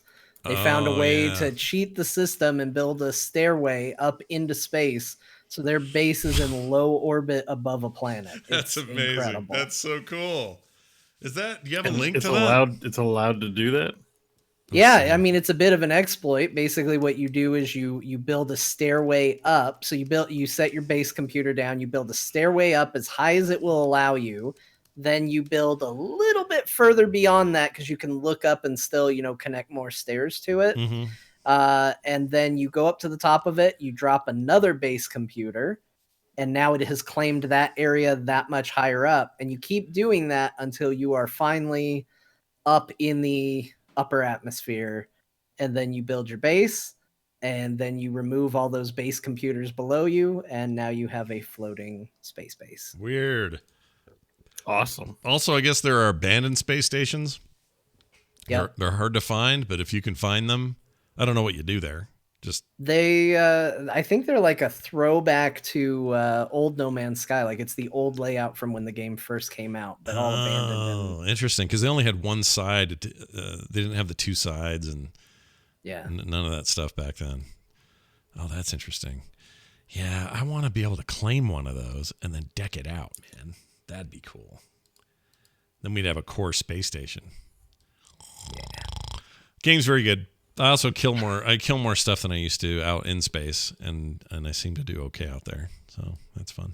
I think that scales with level though. I don't know how that works actually. Yeah, I when I got my S tier ship, it was nice because I got jumped almost immediately by 8 ships, and I was like, how are they sending this many ships after me? Yep. And I didn't even have to recharge my shields once. It was not a fair fight for them. This is the first creature I found when I got out of my new ship. Just kidding. That's they do sound good. They do sound like that though. They're just like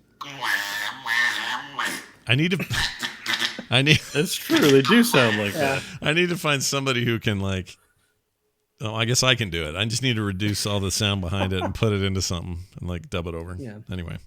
Make a little animation. Yeah. I think I'll do that just to make my daughter laugh. All right. Bo, Heroes of the Storm. Look at you. Yeah.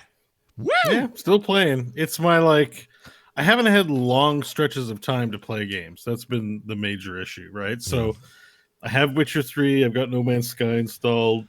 I like playing, Black Desert. I think I have some other games to get to. I just bought Borderlands 3. Some games are just hard to just sit down and get into without enough time. So Heroes really does it for me. It's just been really filling that time, and it's a lot of fun. That's good. So do you feel like not much new to say? I've been playing a lot of Hanzo. Hanzo's pretty fun. You having any trouble getting into games? Is it just just curious about the population? Queues are short. The games is, active as ever.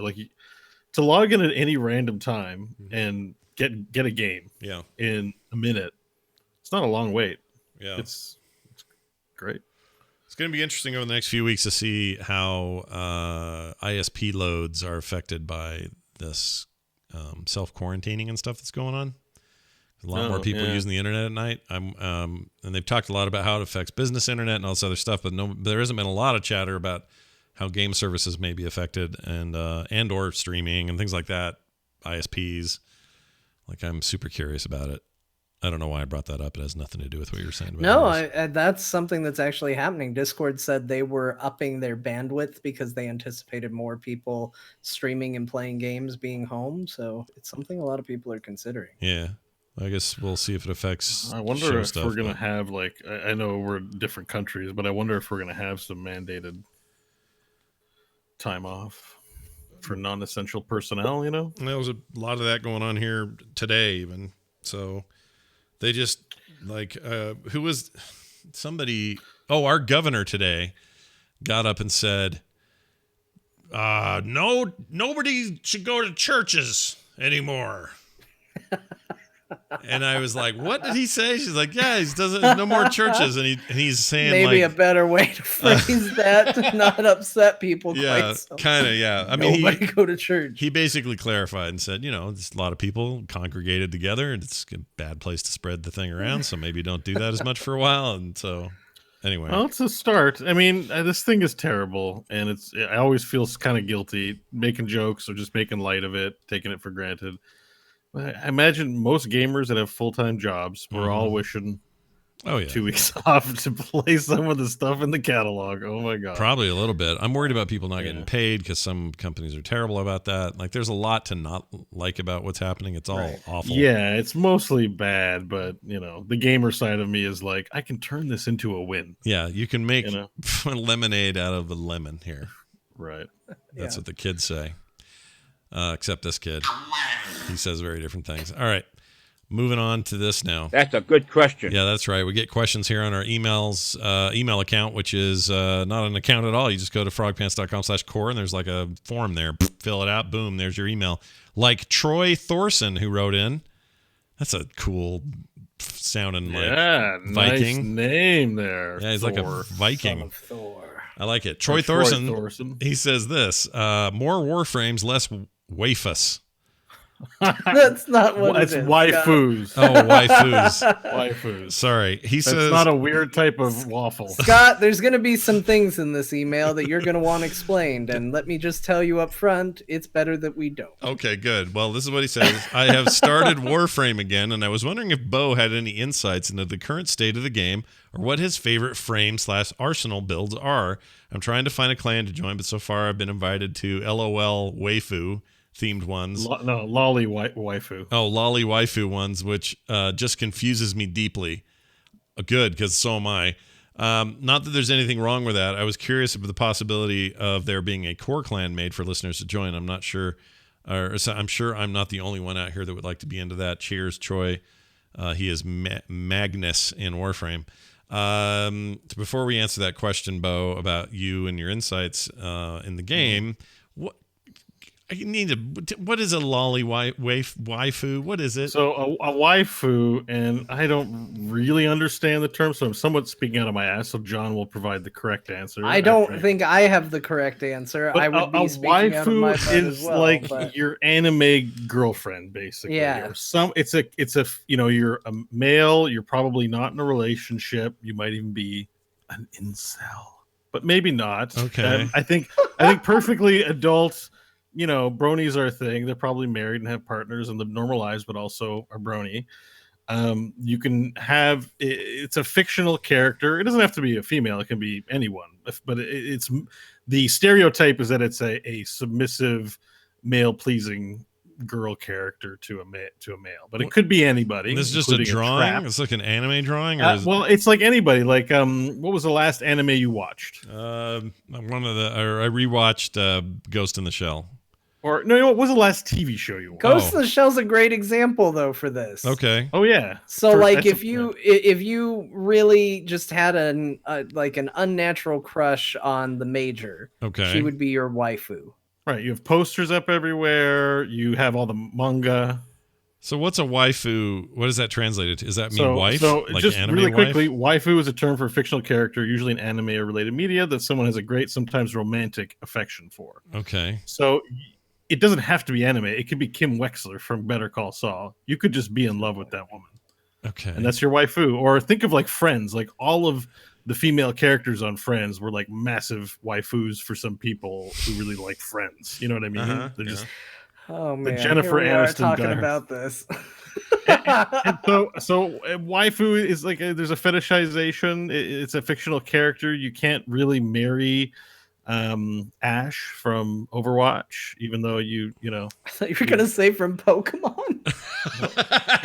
I was thinking of more of the Evil Dead, but yeah, a lot of ashes. But, you know, that's the deal. That's a waifu. Now a lolly, Orphea from Heroes of the Storm was they said that it was a lolly character, and lolly is short. It's internet speak and a short form for Lolita, which that's a popular fictional tale, I believe, about some kind of teacher who has a sexual relationship with a 13-year-old, and that girl's name is Lolita. Oh, So- that's what that's from? I know about that. There's a movie with I don't know what Jeremy that Irons guy in it. does. Jeremy Irons is in one Yeah. of these. Yeah. Is in Lolita. I was gonna It was- say Scar, but It was very And I haven't- controversial. is his name. Yeah. I haven't watched it. I only know what Lolita is. There's a book that it's based on. I think the book was, the biggest controversial sort of thing. It's a novel. Yeah. But that's a Lolita. So lolis are a thing. So you might waifu someone, a 13-year-old character. You might be a Ew. 40-year-old man, Ew. and you're like, No. this 13-year-old character is No. my favorite thing No. in the world. No, that's it's not a fictional good. character. Yeah. But they're That's what they're when they- 13. So let's- Waifu by itself is kind of okay. Lolly is definitely sex offender illegal stuff. and so when you say a lolly waifu, you kind of put those two terms together, and that's the context. Okay. but- Remember, Now, a Scott, when I trap- said there's going to be some questions that you're going to have that you're just better off not knowing. A trap. Now you wonder why that wasn't even in the email, Bo. You don't have to bring that one up. Because all good things come in threes, so he gets a third term. Why does he need And- the third And term? the trap, as far as I understand it, is a lolly waifu who is really the someone of the opposite gender, usually a boy that's very effeminate, looks like a girl, and they're called traps because you fetishize this character that's Why vaguely did you bring genderless. an extra one for no reason? You didn't need to give Scott more information. the rule of threes. And I'd rather he hear it from me than from last week we talked about Bukaki. He's got worse problems than me, and he has worse friends with Rhodes than me. Yeah. No, you're right. Okay. So now, and it's considered a slur, says Rusty Nails, to call someone a trap. A slur. It might be. I don't know. That's entirely possible. Never heard of any of this stuff. This is all news to me. I mean, yeah. So I'm not part of this world. I don't like these terms or this thing either. I just am fascinated with all things internet, and so I look them up and find out what they are. It feels 4chan-y. Is that Sure. an accurate? For sure. Okay. Yeah, we're all the way up the 4chan. This is where nobody wants to be. So, We've wound up exactly where no one should go. So up the are you 4chan. saying though? Okay, so I'll just say this one last thing. It seems like that's people getting around. They just what you described to me. Okay, people are going to call and complain. Look, I'm just trying to understand it. So this is not me. I'm not throwing shade because I don't understand any of this. But I'm just going to say this sounds like pedophiles trying to get around the rules. Is that what it is? Well, for sure. There's an ongoing argument. I remember there was somebody in Canada on trial who was writing fictional novels of erotica with underage children. And the argument was it's creative expression. It's just a book. But it's being argued that also it's a crime. Like just because you're depicting something fictional that is highly illegal makes a lot of people like you can't publish hate material, yeah, right? yeah. So it falls under that same general thing where something can cross over into a place where we don't say no, that's artistic freedom. Okay. You know, you could say, oh, that's propaganda for hate speech, or that's propaganda for a severe crime that we look very harshly upon. And and that's what that is. That there's whatever side of it you fall on. No, I get it. Okay, so all right. No, I feel like I learned something. I mean, not necessarily something I was hoping to learn, but I learned it, and it's okay because it sounds like you're talking about like basically it's like a loophole. They found a loophole, kind of that may keep certain types out of. Think of a more milder example that if you have something that you enjoy but that is taboo, having maybe you don't engage in it firsthand, but having a safe place to enjoy that material, puts you at a happy medium or something along those lines, right? Like I'm not violent and I'm not butch and macho, but I play lots of games where I'm a butch and macho being that asserts dominance. So the idea of play. Because we're playing games. It's play. We're playing at things. Sorry, right? John's face is what I'm laughing at, not you. Keep going. I'm just giving some thought to things. Yeah, it's just John's face reactions. But we're whether it's literature or video games, we're at play. Our imagination's at play. And if you are a twisted individual that has severely perverted or horrifying interests, is it better for them to have a fictional, when VR becomes a thing, a fictional VR safe space for them to engage without actually harming anybody? Or does it further incite and normalize behavior that we don't want to see normalized? And that's the debate. I'm not going to have a side. I don't like any of it. But there's a part of me that's like, I like people being able to create what they want. But some stuff is so horrifying that I don't want to spend time contemplating that this material existing. I totally get it. I've seen Birth of a Nation. It's disgusting. Yeah, it's a gross film. Yeah, and if someone wanted to remake that today, it wouldn't happen. Yeah, it won't happen. It today. would not happen. Yeah. There's somebody in the United States who wants to remake that movie. We know this. Oh, guaranteed. Someone does. There's some guy in a Legion somewhere who's like, what would be a great remake? That Birth of a Nation film. If only I was younger. Yeah. But it's a conversation we have as a community. It's disgusting. No, I get it. No, this is a great. If this sort of thing would fly in a high school, it's the kind of thing you'd have for a debate club. Like it's the kind of big philosophical freedom of expression versus and all this like philosophical discussion about what equals a crime. Yeah, I totally get all that. I'll just say this: anime's freaking weird, and y'all have fun ideas. I like that. That's the final takeaway. Yeah. In conclusion, we don't have a Warframe plan. Yeah, we don't. Oh, right. Hey, so can I answer his question? Yes, tell me about Warframe. Tell me about Warframe and how it's going in there for you. So this guy doesn't want to be a part of places where that kind of material is considered cool or acceptable or whatever. Totally great. First good call. Actually, second. First good call, playing Warframe.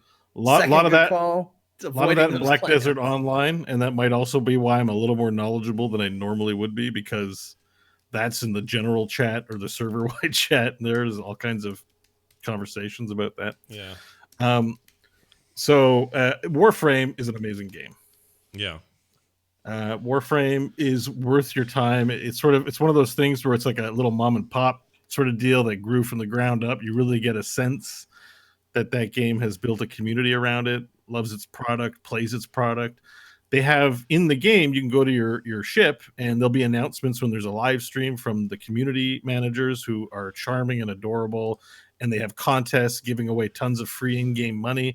So they're very interactive. Like it's like an MMO, and then it's a world that's living and breathing. The gameplay is very linear in a certain sense. It's not an MMO, but there's a real sense of bonding and community and in that place. So if you're really feeling that game, that's great. My problem, like with a lot of games I like, is just it's time, and that's a game where if you build up the community, you're spending time. And I just got my fingers in a lot of pots. Yeah. So that's a game that's on my I wish I could play that more list. Right. And yeah. Are you gonna? I actually just installed it again. Oh, really? But like, I'm probably gonna do No Man's Sky. Like, you know what I mean? There's just so much cool stuff happening. Scott, in this are you moment. farming while we're talking about Warframe? I have occasionally. I need to come in here and check on my business. What are you doing? I'm loading this train and sending it on its way to. Wait, did you just let me drone No, on no, about no, Lowly's no, no, Life no. Food and Traps while you were playing? You're No, like, yeah, this is good. Good material. Keep it rolling. I thought, I probably ought to see what's And going on. I've set our chat room on fire. I've been watching chat room today. It's been pretty quiet, and all of a sudden this topic comes up, and there is like a novel. Oh, it's non-stop now. And Yeah. people putting up danger signs like, no, stop, no exit. You're gonna drive off a cliff. Yeah, I got a lot of Hopefully we Scott, can- abort now while you can. Look, here's the other thing that comes up a lot when I have questions like this or things like this on shows. There is a weird tendency for podcast audiences to get real squeamish if they think something's going to be talked about. And I am, even though I don't understand this stuff, I think everything you described to me sounds pretty wackadoo. I'm sure there's lots of nuance to it I don't understand from those who are into it or whatever. But I like that we have a forum where stuff like this can be talked about. And I don't mean just the show, but I mean the medium itself is great for this. And I'm glad it exists because even though I don't get it, I like to air this stuff out. I like to talk about stuff. I like to, try to understand people's perspectives. And even if I come down on, it sounds like pedophiles is trying to get away with something. Still, being able to sort of air it out. I don't like the idea of going, shh, quiet, shh, don't talk it. Like, I don't like that. Even if it's real talking weird. about it is not advocating for it. And I get sometimes people say talking about it is breathing life into it. Yeah. And I'd agree. We don't talk It about can it all be. the time or barely ever, so It I can don't be. think we're doing that either. Right. So, but I get that incenses people, you bring up certain things. I made so many coronavirus jokes on Twitter. I know I'm going to feel like shit next week when everyone has a family member that died from it or something like that. You know what I mean? Right. Like, It's going to be way less Yeah. funny in a week. I had a nurse send me, I think she was from Canada actually. She sent me an email that said, I was here for SARS and we spent a lot of time making fun of it until we didn't. And then she says, I have a feeling that right now we're going to make a lot of fun of this until we don't. And it's same kind of thing, right? It's going to get something real close to home is going to happen. People are going to be, ooh. And I totally agree. Try to keep punching up and not down, everybody. All right. I mean, and everybody deals with things differently. I have a bad habit that I have to rein in when I'm on internet shows of when something's uncomfortable or taboo. I tend to make jokes because I tend to be the kind of person that finds humor in things. A lot of my family's that way. A lot of my friends are that way. Sounds like me. Famously, he will point it out all the time. I had a friend who told me he was getting a divorce, and I said, "Oh, I'm the only sad person ever." That's my relationship with him. This is not how you should react to a normal person giving you devastating news. Yeah. But sometimes we have rapport with people that are outside of what standard human to human interaction is. And we all deal with things. The most important thing is that whether you're talking about a difficult issue, whether you're dealing with illnesses or how people are coping with the way the world's going right now, just do it with empathy and try to understand where people are coming from. Yeah. That's the best thing you can do. I like that is a really great PSA here that you've given us. Oh, but Yeah. one last PSA to tack on there. Yeah. To answer Troy's question, Mhm. Saren is the best Warframe, and you don't need any others. Geez. Okay. Hard data from John. Bo, and do you have a rebuttal? Any rebuttal? all the Warframes are pretty cool. There's isn't one that I look at that I'm like, that's not cool. It's personal favorites. I like Rhino. I just like not dying. Yeah. Not dying's I good. feel like I'm with you there. I don't like dying either. Yeah, but I'm trying to get Nova Prime. I still have one more piece to get. Can I ask you one more question? And I promise it's the last time I'll ever bring this up. Sure. Are all waifus? Is it all anime? And like, I'm trying to understand anime's role in this. Well, I think waifu might have, like, if you entomology the name. Because if I said, "Hey, you know what? from That Elsa in Frozen, boy, she sure gives me the turn and crank or whatever." I think it's become there's how it started, and then there's the what we do with it sort of thing. Okay. And I feel like it has now become a term. It's become an internet speak for I find this person very appealing and attractive. So I think so- it can apply to anybody at this point. So, Okay. So here is the answer. Oh no, Where does waifu come I from? want to get more. So the prevailing wisdom is the term waifu originates from a scene in the 2002 anime Azumanga Daioh, specifically this scene from episode 15. Blah blah blah. blah. What? Really? I watched that show. And I this is, didn't know this is the conversation. Someone named Takina goes, "Was this a picture of a woman?" And then someone named Kasuga goes, "Wow, she's beautiful." And Takina goes, "Who is she?" And Kimura says, "My waifu." And all say, like- "That can't be." And so the astute listener will observe that Kimura uses the English words "my wife" rather than a Japanese translation. When the words "my wife" are adapted to conform to Japanese phonological constraints and then re-expressed in Japanese syllabary, the result is blah blah blah. Finally, we romanticize blah blah blah. We get "my waifu." I don't know how That I was feel way about too thick. something that I love, like Azumanga Daioh, introducing waifu to the world. Yeah. That's kind of like How do you feel, finding out John? your favorite movie. I don't know, was bad to its actors or something. I don't know. So- Like it's a bad thing. Like Yeah. it's not good. I don't feel good about It's this. like when So you like find out Google- when you're a kid you loved like an animal movie, but then you found out later in life that Milo they- and Otis. Yes. It is exactly like Milo and Otis. Yes. Yes. I mean, we're not saying yes, but the Milo and Otis thing, go look it up. It's horribly sad and makes me sad that that really bummed me out. Isn't there a chance that it's not true, or am I just? I continuing thought it to was hope and Snopes believe? confirmed, but I could be wrong. I don't remember. Now we're spreading misinformation about everything. We're the best. Yeah. We're the best. All right. Thanks for your email. Boy, Troy Thorson, did you know you were going to open this can? Did you know? Did you know? He knew what he did. He typed those words in his email. He knew. Man. He's probably gonna join one of those lolly waifu guilds. No, now. don't. He's like, oh, Core, explain it for me. I'm in. Yeah. I didn't get it. Yeah. No, don't.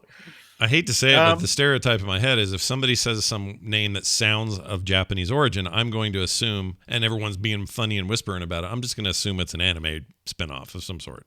Because it just is. It always is. It's never not that. Like, why are Overwatch characters so popular for the people like their Overwatch characters, right? They do. They fetishize those a little bit. They like to make them kiss. They might make them kiss. Sure.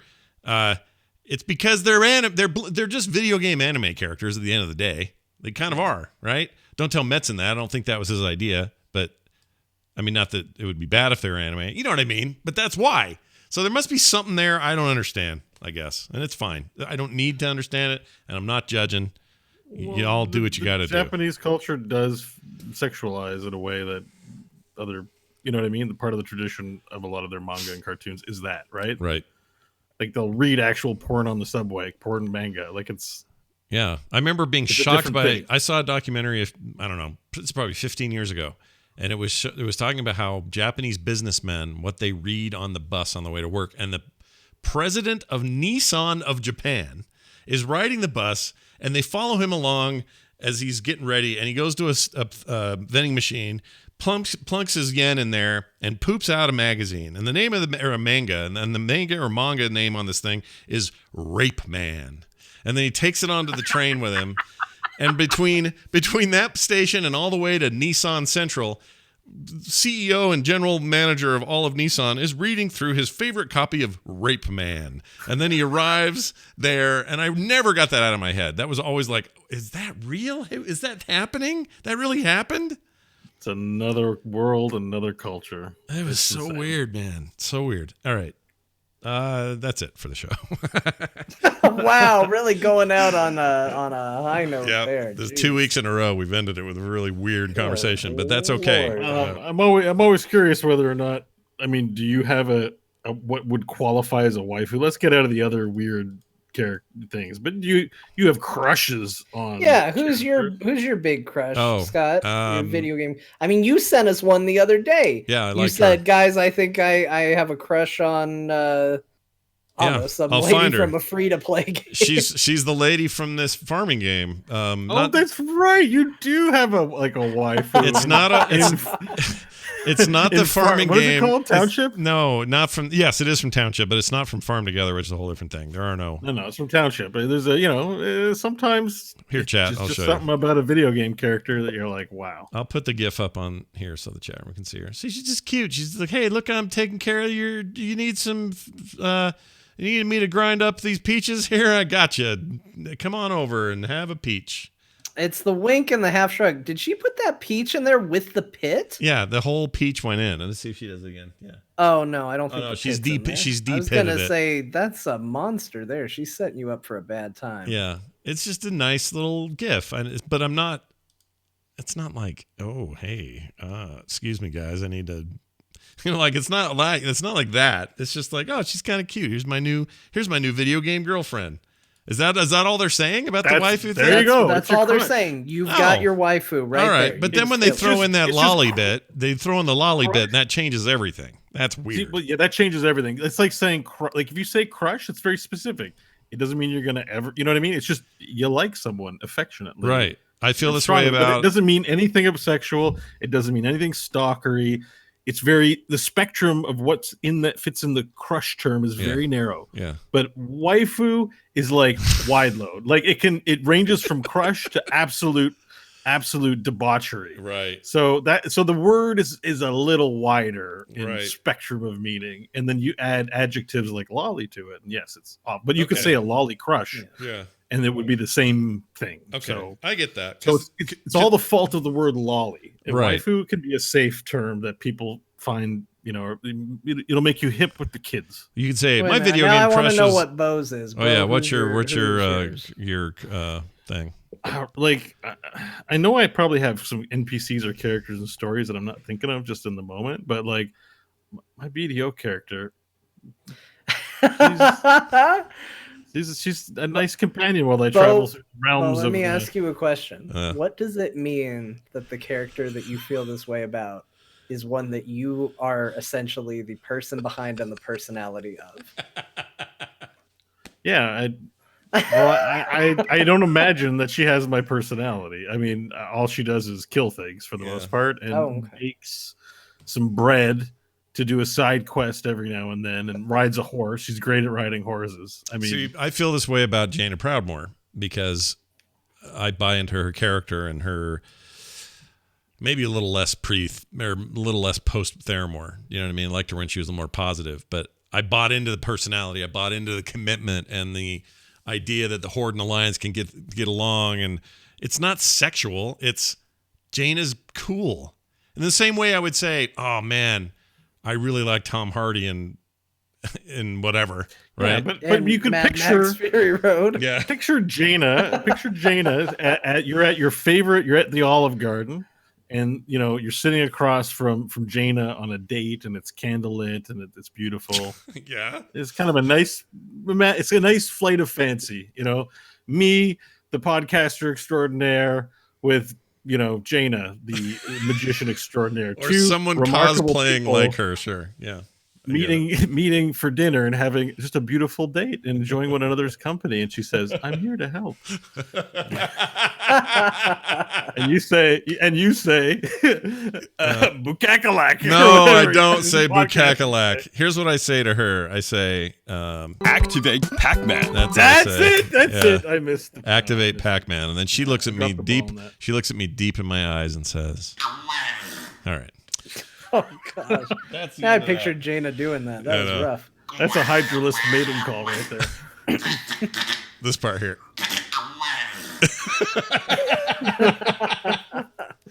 Oh, he's gonna need some help if he doesn't break out of this little trend he's doing. All right, that's it for the show. Thank you all for watching and listening. We'll be back next week with more of this, and I'm excited because it's a lot of fun, everybody. It is. It really just is, and we like having you here. If you like what we do here on the show, consider supporting us at patreon.com/core show. That's right. We're supported by you in no other way, so help us out. It's patreon.com/core show. You get bonus content in your podcast as well as other rad levels, and you can only find out about them by going there. Patreon.com/core show. We're at frogpants.com/core. You can email us there and find all our other details. You can find us on Twitter Core Pod, Bo Schwartz, John Jagger, or John _ Jagger, rather, and myself, that's Scott Johnson. That's going to do it for us. Be safe out there. Don't touch your face. We'll see you next week.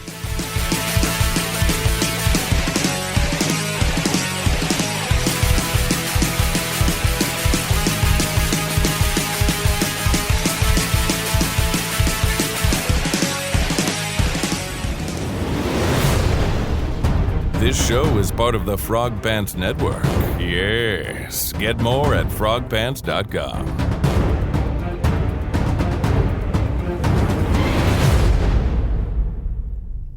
Oh, yeah. That was a meaty show. It was very meaty.